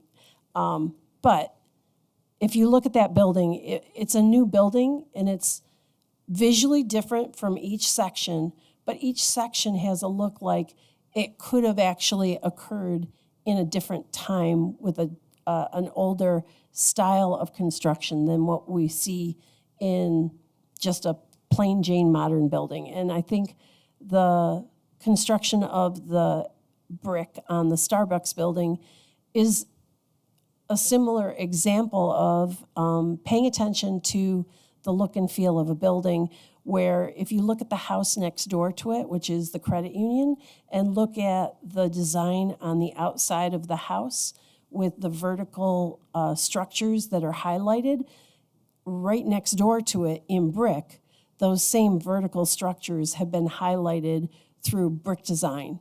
And I think it's important that we look at buildings not only with how tall they are, but thinking about how does it fit and mix with what we know this community to be, an older historic community. Doesn't mean that you're always going to keep all the older historic buildings that are falling down, but as something new comes along, it should look like it fits, not like it's, just to use the same thing that we've been discussing, like it's the Starbucks that's out on in Parrington. Hopefully that helps. And I think Emily was okay with that. Yeah. Trustee Briggs, I'm going to be quiet and turn it over to you. I agree with a lot of what everybody's saying. I love the historical feel to it. I did look at the pictures and I counted floors. I didn't see any 4s. I saw a lot of 3s and 2s from the historical pictures that you shared. There were some 4s up on North Main Street. They're gone now. I saw the 4s in actual homes on North Main Street that still exist today. And I've looked at a lot of communities that have the 4th story or even more. They seem to have wider streets and wider sidewalks, which really allows you to have the 4 and 5 stories. Nobody wants 5, but even the 4s. And I just see Fairport, with the width of our road and our 10 feet of our sidewalks, you start going up any higher than 3, even with a setback, it just seems so claustrophobic. I would say no to 4s unless certainly, something special. But I really see 3s as about as high as I would like to go and save those proportions with your sidewalk and your streets without it just really going urban. If I can ask some questions of that, because Sure. I want to dig down a little bit. Do you think that 4 is inappropriate for the entire area that we're talking about? Or would there be a portion of it that you think it would be appropriate? I think right now, and we're only talking, 3/4 of a mile? Yeah, yep. We already have 2 really big 4s out there, huge anchors, with the box factory in Diane. I just can't see any more that size without really taking over. Okay. So if you want to say, well, from box factory up to High Street could have 4s, I don't know. It's like, those are big now. And I just can't see in a 3/4 of a square mile adding more structures that huge, that big. Could you see it being entertained by perhaps the planning board under certain parameters? Yeah, Okay. as long as, a lot of, not the flat fronts, just bringing it back, a lot of, if it's stepped back, if it has a porch, even if it's, the other floors, it would be to a design that was, historically appropriate, has character, fits in, but not, starting 10 feet from the curb, going straight up 4 feet, 4 stories. That's urban to me. I think most of the conversation, and Chris, correct me if I'm wrong, in terms of the zoning working group, was the emphasis on preserving that walkability. And that there is a point where the pedestrian likely will feel uncomfortable because of the height of the buildings and, like you said, the width, right? So a really tall building works in Chicago and New York City. The same building wouldn't work in Fairport. Right. I think just in general, even if we're not in perfect agreement among the board, we're not too far off. So I think No, we'll no, get no, there I just- eventually. I think there's some other Love a comments. solid 3. I'm a on 4, but 2 3s. And I understand the economics, and I understand mixed use, and it's all really good. We have 2 really big buildings already. I'm going to share comments from Trustee Mishler. From a design sense, the building is wide, it can look squatty. So I think she's talking about when it's a larger building and it's 2 stories or 3 stories, it can look squatty. If the building is too wide, too short, it can look squatty. And that, I think that is what led Diane Prince's built I know it's not her building, it's just being labeled that way. That what it led that building to go to 4, it was supposed to be 3, but it was either the economics or it looked too short. I don't know which it was. None of us were part of that planning group or that land use board. Do you need to, are we good with this topic or do we need more discussion? Do you need more discussion? I think we could talk more. I know at least from an urban design standpoint, like one of the ideal street section proportions is a 1-to-1. And if we have 10-10 plus 2, basically if we take a typical street section, which actually is narrower than what we have, is 60 feet. So a 1-to-1 would mean 60 feet high for a building on either side of our main street. Now that is much taller than a four-story building. No, that's for a main street. For a main street. So I think I'm putting that out there to point out that this discussion, and I think where we're all talking around, is still less than the quote-unquote ideal downtown Main Street. I don't know, maybe ideal is not the right word. An urban design standard. Right. Based on theory. I'm sorry? An urban design standard. Yeah. Is the 60 feet. Well, a or 1-to-1 ratio. 1-to-1 ratio, whereas we are talking it limits lower than pulling it. that urban Right. design standard, that we're not trying to push anything to the max. Right. Is that, That's all. okay. I don't know if you heard it, but I said, don't get too technical on us, Adam. That's why we're so lucky to have Chris, because he's going to be able to work his magic and take all of the consideration and, you know, the results that we got out of the survey and figure out what's going to work. You know, obviously there's buildings that Trustee Briggs mentioned that are tall, and Chris, you get to work the magic. Well, and I think we're all on the same page that we don't want every building in this village to be that big, that tall, that deep, that there's going to be circumstances where it fits, and then there's going to be other circumstances where it doesn't fit. And we recognize that. And having this discussion is a part of making it clear that we get it, that we don't want to see that building all up and down Main Street. It won't be pretty. It's a pretty building on its own. It won't be pretty if your entire Main Street looks like that. Yeah.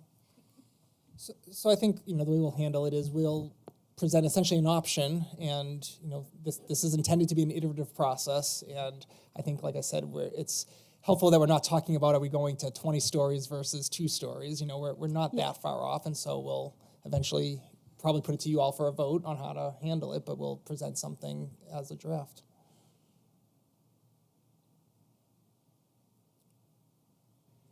I know, it's bad. Accessibility, is that something that you could address as far as some businesses have a stair step coming from sidewalk in versus, what is it, zero?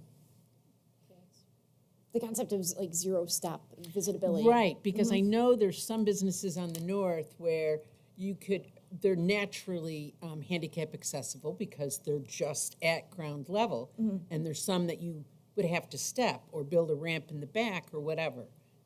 That just came to me. Yep, so much of what you're talking about is related to ADA requirements, which comes into play in when we're reviewing for the building code.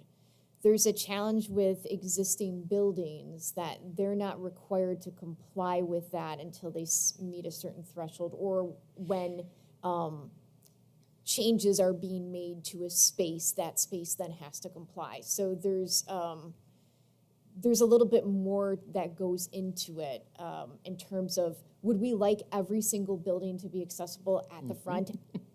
Absolutely. But obviously, in the early 1900s, accessibility wasn't on the minds of folks. So we have the opportunity to deal with that when significant changes are made to that structure through, obviously, ADA requirements. Going forward, anything new that's built has to comply with ADA requirements. So, you know, that's something, and I think we probably as planners talk about that all the time. I know it's close to my heart because you may not be in a wheelchair today, but you could be tomorrow. You may not have crutches today, but you could tomorrow. And those elements that we incorporate into the building design or design anywhere relate to all of us. And so I might not have a wheelchair, but I might have a stroller. And so that's making everybody's life a little bit better. So in terms of when we have conversations with developers, I know that's oftentimes something that I bring up to say, hey, have you thought about this? Have you thought about that? And it's sometimes outside of what those ADA requirements might have. And oftentimes developers are more than willing to make those accommodations. So we got this covered. Okay. Everyone okay? I see that. Let me look and see if we have any further comments. Okay, the last comment from Emily was good with 3, special permit for 4 was her feedback into this discussion. So I think we're all good if we want to move on to whatever you have next. Yeah, so the next one, we talked a little bit about this just as part of this last conversation. It has to do with the design. And I think, you know, again, this is something where I think there's probably very similar consensus or very strong consensus on design. Everybody wants to preserve the historic types of feel in the traditional architecture. I think the areas that we are drawing essentially inspiration from, one is from the visual preference survey. Admittedly, a lot of those buildings were, I would think, more New England centric, and that's something we'll probably have to change in the future. But that being said, a lot of those principles, even if the specific designs weren't the same, are still things that we would be bringing forward, such as the floor to floor, how much windows are on the ground floor. Those were the types of things that people were really responding to. The other aspect was using those historic photos as precedent, and so the differences between the buildings we saw and a lot of the visual preference, not all of those buildings, versus the historic ones, you have a lot more flat roofs. You tend to be brick buildings, the cornices, sort of those simple architectural details. And so all of those were things that I think, and we'll provide a draft of what those elements would be. But I think, in my mind, they're kind of straightforward. But I certainly want to hear thoughts from you all in terms of things to keep in mind or things that you want to include. Anything? I think we've covered a lot of it. I Go ahead. concur. Sorry, go ahead. Oh. Go ahead, Tracy. No, I concur, and as I said, I've got great resources from, different counties and all of that. I would like to see that historic quaintness of a 200-year-old village be put back in, even if it looks a little more modern in its application, if it has the feel for that. I think we lost some character during the urban renewal. And even the buildings that were left maybe were not the best choices as far as architectural character. So any opportunity we could to give an ode to that and bring it back in our designs, I would encourage. Oh, the design standards of the 1970s. Nope. We don't Do you have want those. anything? Do you have anything to add? I won't add anything about the design standards for the 70s.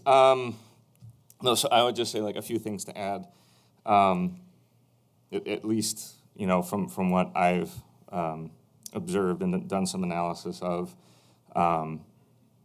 it seems to be that like really the thing that most people tend to gravitate towards when you have like actually multiple distinct facades, and really that comes down to, rather than trying to do a lot of push and pull and forced height changes, which, like I said, we all kind of can tell that we're getting fooled. It's really looking at the details, focusing a lot on details rather than spending money on that push and the pull, and windows and window patterns that help emphasize that, this building is different from this building. So I think, as we get into it, that might be the stuff that, in my eye, I'm looking for. And also kind of in my eye, it's not like everything needs to align. It's not like we're making the Champs-Élysées over here. So, it's okay to have a little bit of that funkiness to it. But yeah, really, really getting folks to understand, the details, spending time on the details. And maybe it's also working with, our historic commission to help identify those details that are common. I know we kind of outlined them, but I think, we could take an even deeper dive to help provide that for folks who are looking to build here.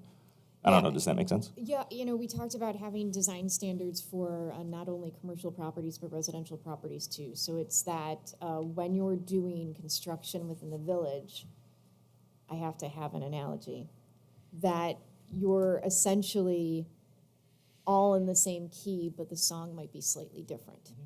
So I think the design standards that are ultimately crafted are going to look to do that, to pull elements from what's existing, but also provide the opportunity for creativity. Because there's a danger when you have it so that everything looks a certain way, you become Disney. Yeah. And it's faux and everybody knows Right. it. We don't need it to be carbon copied, but Correct. let's But allow for some. But have Gated elements community. that Yeah. pull things together. Mm-hmm.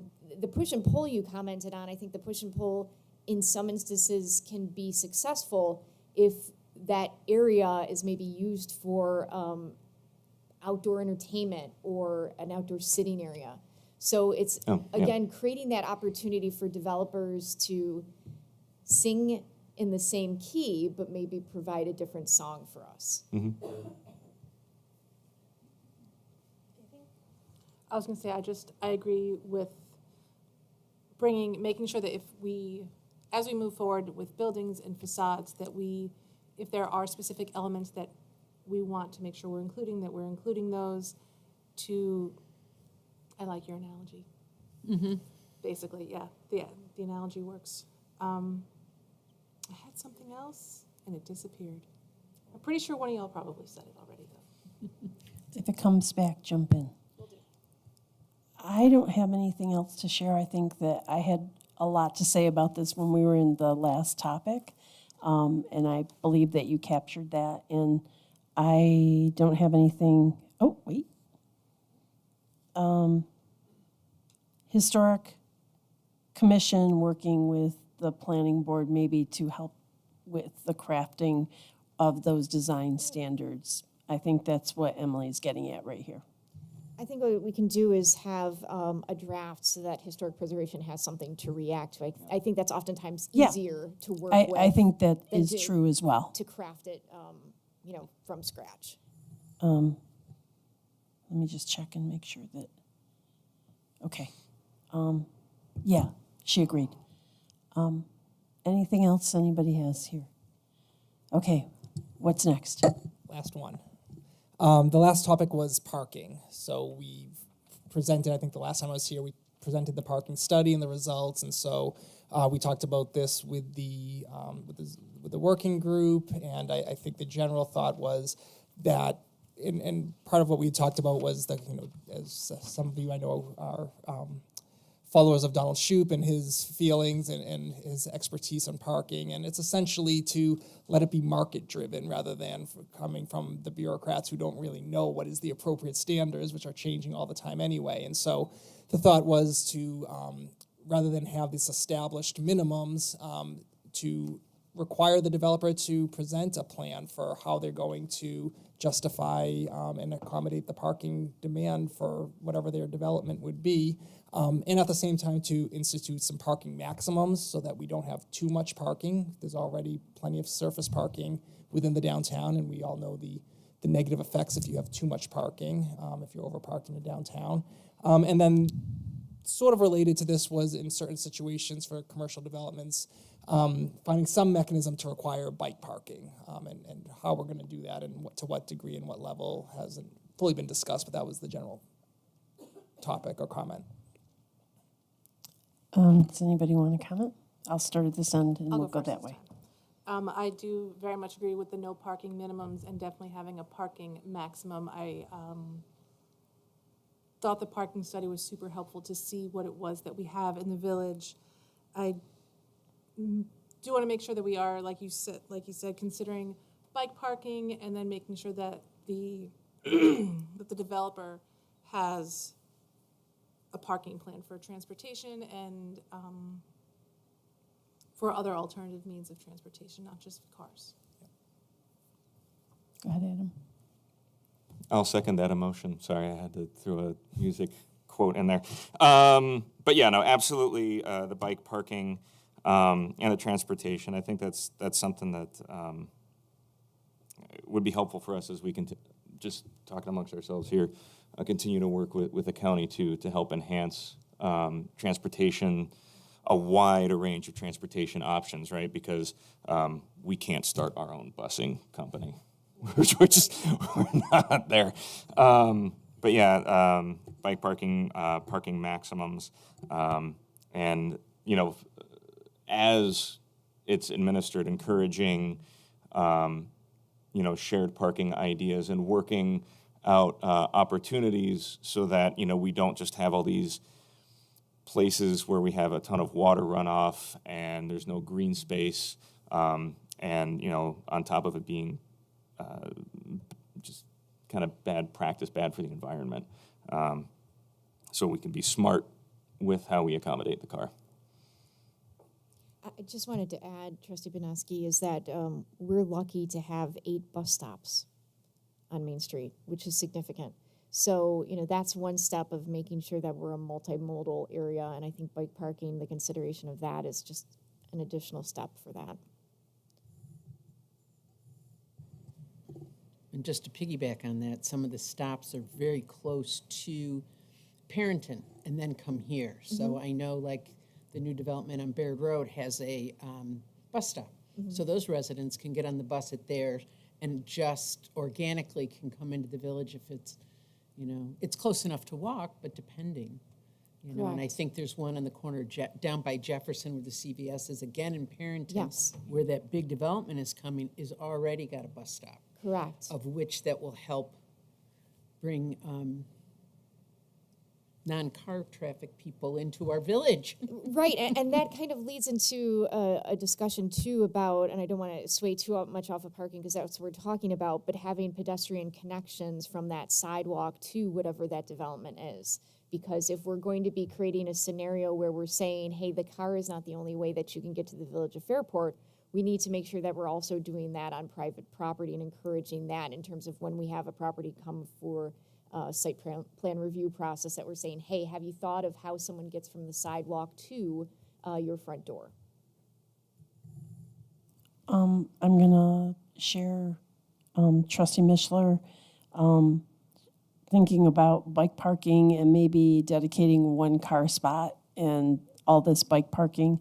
I don't know that we always need to have a dedicated car parking. That is really up to, as you described, the building owner to determine what they're going to present for parking, but definitely making it a requirement that there's some access to bike parking in proximity to new businesses or whatever, whoever's coming in front of the planning board with this code. Certainly, it doesn't work in a retroactive fashion, just like all the other examples where we show up at their door and say, guess what? Tomorrow you need bike parking. But That is correct. I mean, we'd obviously encourage it, but if somebody was coming before, let's suppose that they were making minor changes to their facade, through that site plan review process, it could be suggested to them, hey, we like what you're doing. Have you also thought about adding a bike rack? The example was brought up earlier about another chapter that went from a residential structure to a mixed use where we had commercial on the first floor, multiple commercial tenants on the first floor, and then residential above. And I would argue that they were very excited to have that discussion about the bike rack because they understood the connection to Lift Bridge and then the canal path and then how that would be useful to those businesses that are locating there. So I think that there are more bike racks in the village now than perhaps 5 years ago, and I can only see that increasing as we get more people using the canal path because we are the jewel of the Erie Canal. any other comments? I think I captured what Emily wanted to share. So I think we as a board see that that's an important add with requirements to that type of parking. Tracy, I saw you turn on your mic. What would you like to add? In theory, I absolutely understand and agree with the minimums or a debate or a conversation. I'm opening a restaurant and having that conversation with the planning board, you know, about how much parking am I going to provide and where is it going to be? Is that what we're going to? With no minimums, they would have to explain where they would be using parking. It depends. I think everybody's getting the vibe now that there's a lot of, zoning is very much choose your own adventure in a lot of respects. So it depends what that application is and what processes would be required for approval. So if there was a trigger that that application had to go before the planning board and parking was part of that conversation, I think we could anticipate that the planning board or the code would require them that if they were not providing parking on site to demonstrate perhaps how they intended people to come to their establishment. There's also, I think, a situation that we have where currently the spaces aren't changing, they're not getting bigger. So, and we have a lot of locations that were constructed at a time where there was no parking. So, you know, and some businesses that have been successful for almost 50 years that maybe have 3 or 4 parking spaces. So we know that just by history, that parking does not drive the economics of the village necessarily. Do we have municipal lots? Are they used? Absolutely, and we have that from the parking study. So I think it depends on what approval process that application might have to go on as to how they demonstrate parking. It could also be that when we talk about no minimums, that we're saying, hey, these uses are allowed on Main Street. You can establish, you don't have to demonstrate that you're providing parking, but know that, we have X number of public parking spaces and we have this and we have that. And your structure was built at a time where there wasn't perhaps a parking requirement, or it was built with no parking. So there's a lot of nuances when we talk about existing downtown areas and parking requirements. And I think when we're crafting this code, we're asking for some feedback as how do you feel about us exploring those things? And that's where Chris will have that opportunity to test out a couple things. There's the tool of using a parking deficiency. So let's say that something was originally built as commercial with residential above, and we know that today they would be required to have X number of parking spaces. We can assess that a deficiency, and if they're going over that, then they have to demonstrate where they're providing parking. So there's a number of tools that we can use to figure out how this works. But I think that we know very much that a lot of our downtown has already been constructed, and a lot of it is on parcels that don't have room for additional parking. But those buildings have been, and those businesses within those buildings have been very successful, in some cases for generations. I have a concern. Yes, when we looked at parking with the parking study, we seem to have a north-south issue. The cannery is unbelievably successful. It was just voted the in place of the entire county. And some of those numbers were always 100% to 120%. Meanwhile, on the south side, which mere 5-10 minute walk, sometimes a day we're 30 to 50. So how do we encourage using, I don't want to add any more parking because I think we have enough. What can we do to get people to use all the parking and not create not good situations with parking at 120% at the cannery and on the north? So how do we get businesses or business owners to actively start using and developing relationships with private lots?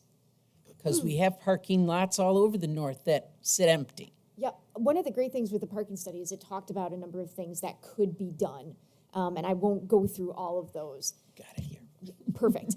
But I think one of the things that we're going to see organically is that businesses that are maybe operating, that maybe open new, that aren't existing, are going to say, you know what, in order for me to be successful in this particular portion of the village, I know that I have to figure out where I'm going to locate parking.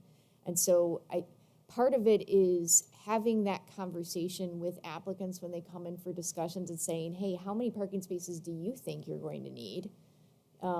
Maybe it's not a formal requirement, but have you considered reaching out to your neighbors that operate on different hours than you do? The other part, is I think organically, if I'm opening a business and I know that I'm dependent on maybe more parking than another business, I may choose to locate in a storefront that's closer to more municipal parking, or municipal parking that, based on the parking study, is more likely to be open than maybe another area. So a little bit of it is going to be based on what does that parking study reveal, and how do I need to operate? How many parking spaces do I know I need to have to operate? If that makes any sense. Yes, but I guess I'm looking right here and right now, and I'm wondering the impact that this would have. I do know that we're going to look at the code every year, going forward. I'm just wondering if this is the right thing to do right now without addressing our kind of not utilizing what we already have? Will this make it less likely that they will organically go out and try to make these connections, or by having a requirement in place, at least for now, that would force them to go out and make connections? So keep in mind that I think the uses that you bring up right now that are successful, and I think some people might say have parking challenges, and other might say people are just not aware or choosing to park somewhere else. That's those are uses that have already been approved. So the horse is out of the barn Out of on the that gate. one. Yep. And so that is a series of business decisions by that property owner as to how they want to utilize those spaces and how those tenants choose to operate. That's really outside of what we're doing today. We're not going to be able to retroactively go back and say, hey, we see that you're having a huge impact because you are successful, and now we're going to require additional parking. Is that the question? No, No. Okay. no. it Then maybe wasn't. I'm not understanding the question. Can you ask it one more time? I think we have enough parking, it's just not being used. It's all over here and empty down here. And what is the impact by saying we're not going to have any parking minimums going forward? Is that going to help or hinder trying to explore the use of private lots and the use of the lots on the south, or using other lots? Does it have any impact on that? I guess I'd rather... I think I understand what you're saying is currently there's a problem. How do we impact that problem for today? And if we do this in the future, will it make the problem that we already have of people not understanding that there's plenty of parking, you just have to walk? How do we help cultivate this? It's a change in thought process, and it's a change in culture in mindset, yeah. and mindset. How do we do that? We have been taught in suburban communities that you just park right in front. And can we influence that as a village? Can we help business owners and influence them to share this? There's parking down the street, or I can make an agreement with the church that's just over here and I can run valet. I don't know that we can impact them entirely, that we have a tool to do that. And I think that's what you're getting at. Yeah, I mean, we don't need more. We just got to use what we have so much better. I think that's a education and a mindset change, and we have to push back on people in the business owners to say, you have a problem. It's not the village's problem because we've provided enough parking.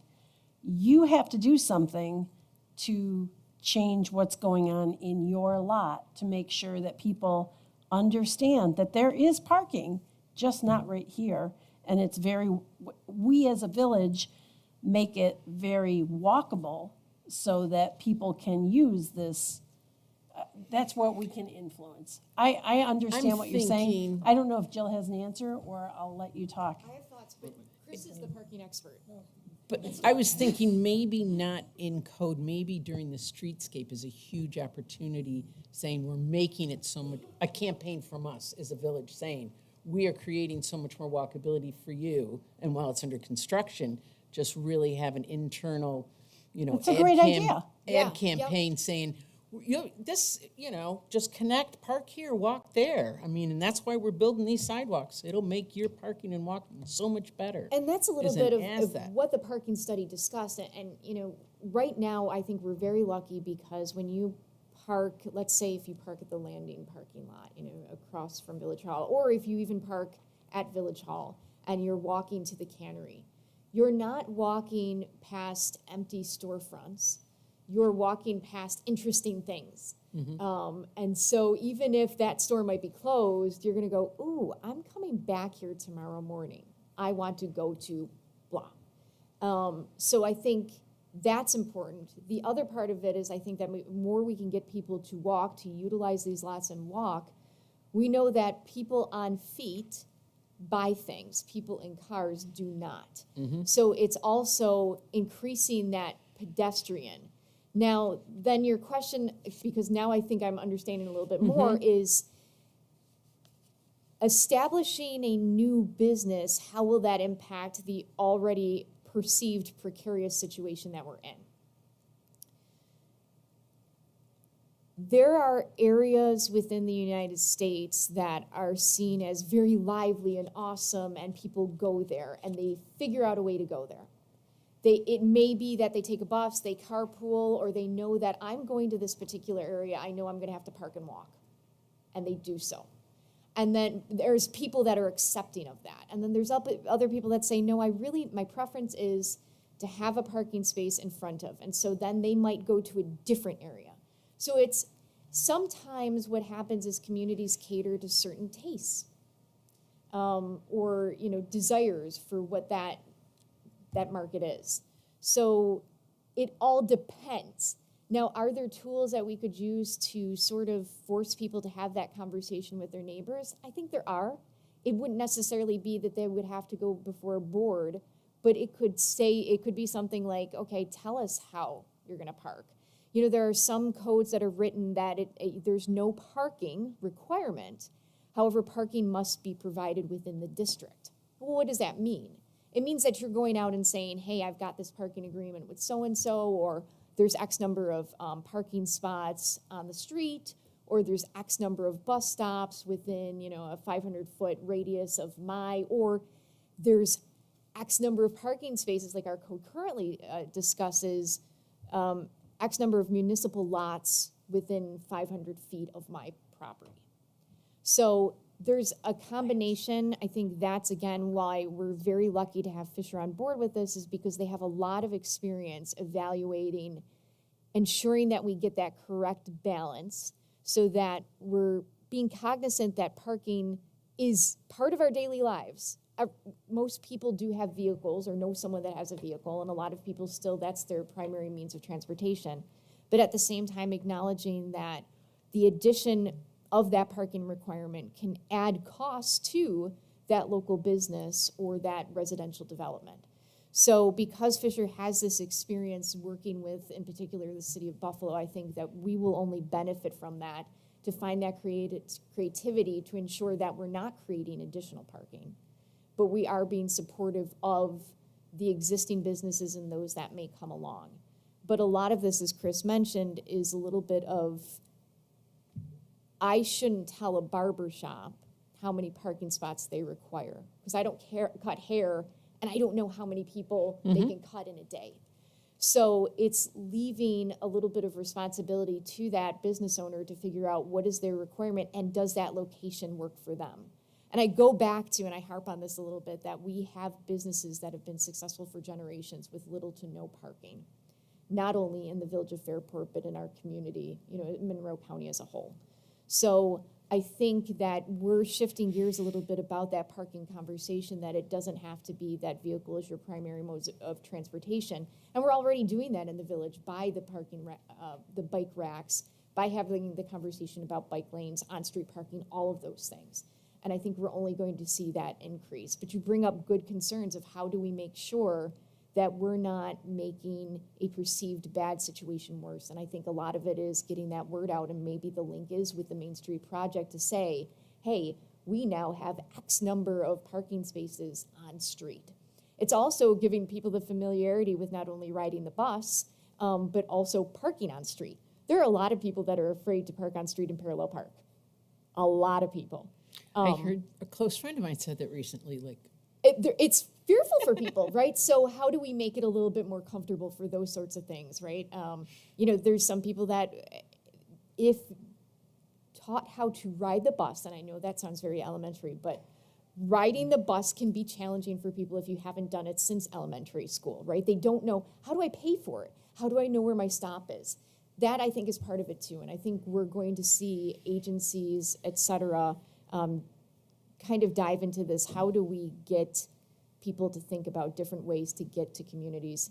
In particular, with you mentioning that the cannery is now one of the places to go to. People will figure out a means to come here. We just need to make sure that we're set up for that.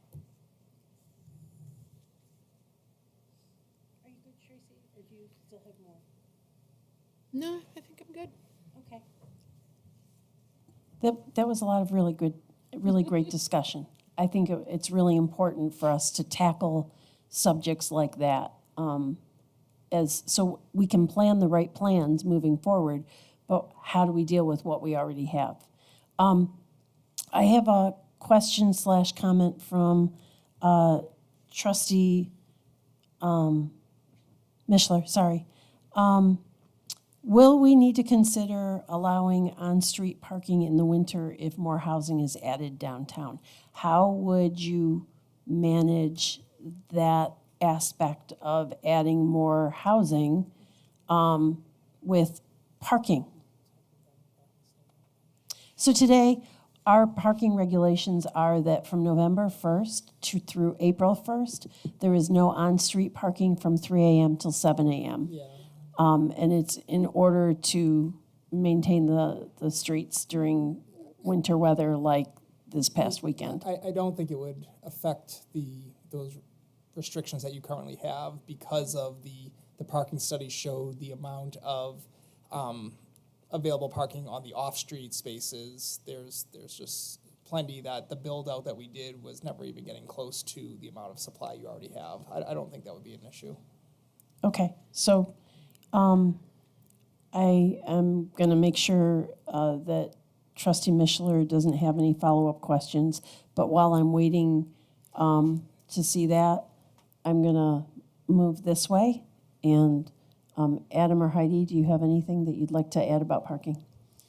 No, I think, I agree. I think this was a great discussion because it gets to kind of like a little bit of a paradigm shift, right, with how we're moving here. And so I wouldn't be surprised if some of the answer to that comes from the code, but some of the answer comes from other things we do as a board.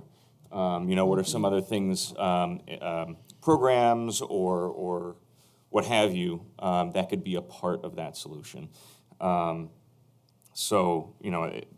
It's probably something that we should continue to chat about as we move forward. I think that's kind of where I'm at. I'm okay if we eventually at some point allow on Main Street overnight. I understand the concern with snow, but just get a smaller blade. You need to go stand next to those snow plows. Heidi and I did one day. Yeah.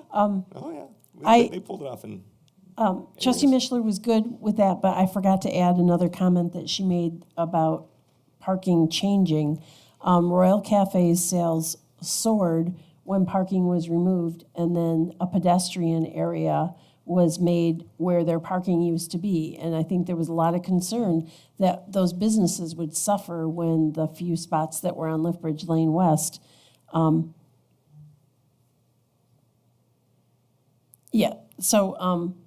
She wanted to share that comment about, here's an example of somebody that parking was taken away, and because of all the traffic that was generated, it was really great. And then she went back to a follow-up on if there is plenty of parking on off-streets for housing, they would need to park there overnight. I think the question is, when you mean off the street, are you talking about our municipal parking lots or?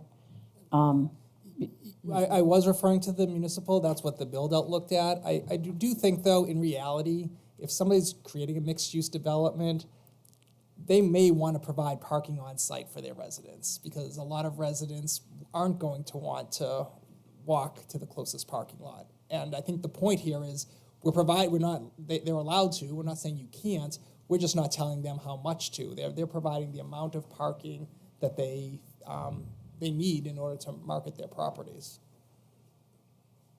Okay, I think that helps. Are we all good with parking? For now. Yeah. All right, for now. As Adam says, we'll probably have more discussions about this in the future. All right, with that, next topic. Are we I'm ready done? to go to bed. Yeah, we're done. Okay. I'm just going to ask if, I'll go down the row and say, is there anything last that you have questions or comments about? I don't have any questions, but I'm very grateful for the expertise that both of you have in all of the topics that we've discussed tonight. I really appreciate that. Yes, thank you for your time, your expertise, and your patience. Okay, so this is going back. If parking is used by housing, though, there will be less for businesses. So keep that in mind. Well, and then mixed parking and I shared was parking. There we go. right. So one of the things too is that when you have a mixed-use development, you anticipate that those uses are operating during different times. So during the day, the business might be opened, and those people that would maybe park on site, they're at their jobs. And then the business closes, and they come back and they park, and so you're maybe using those 5 parking spaces in 15 different ways. So it's not necessarily that you need to create more that you're going, but the uses would operate under different times. And that would be a consideration of the discussion before this property was out of the planning board, I'm Well, guessing.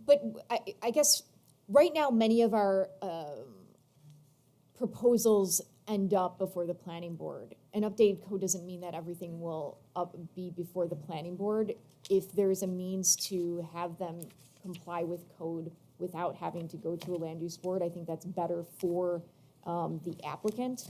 So if those conversations occur, it could be, going back to what Chris said, it's a matter of that developer wants to ensure that they're providing the right number of spaces for that particular use so that they fill either the commercial space or those residential spaces. Beyond that, we discussed having a parking maximum to ensure that they are not creating a sea of paved area, because we know that doesn't contribute to walkability. Okay. Emily says, thank you, everyone. And I'll quickly say, thank you for making it understandable for people who are not Adam, who works in this industry, but that the rest of us all can understand the ins and outs of what we're discussing with all of this code. And I don't have any more questions or comments. Trustee Briggs, anything? Just more of the same. Thank you in putting it into layman's terms and being patient, great examples, and just answering all our questions. I mean, not an expert on this, so. Well, I'm hopeful that at the end of this process that we will have 5 more folks that are subscribed and are very excited about zoning.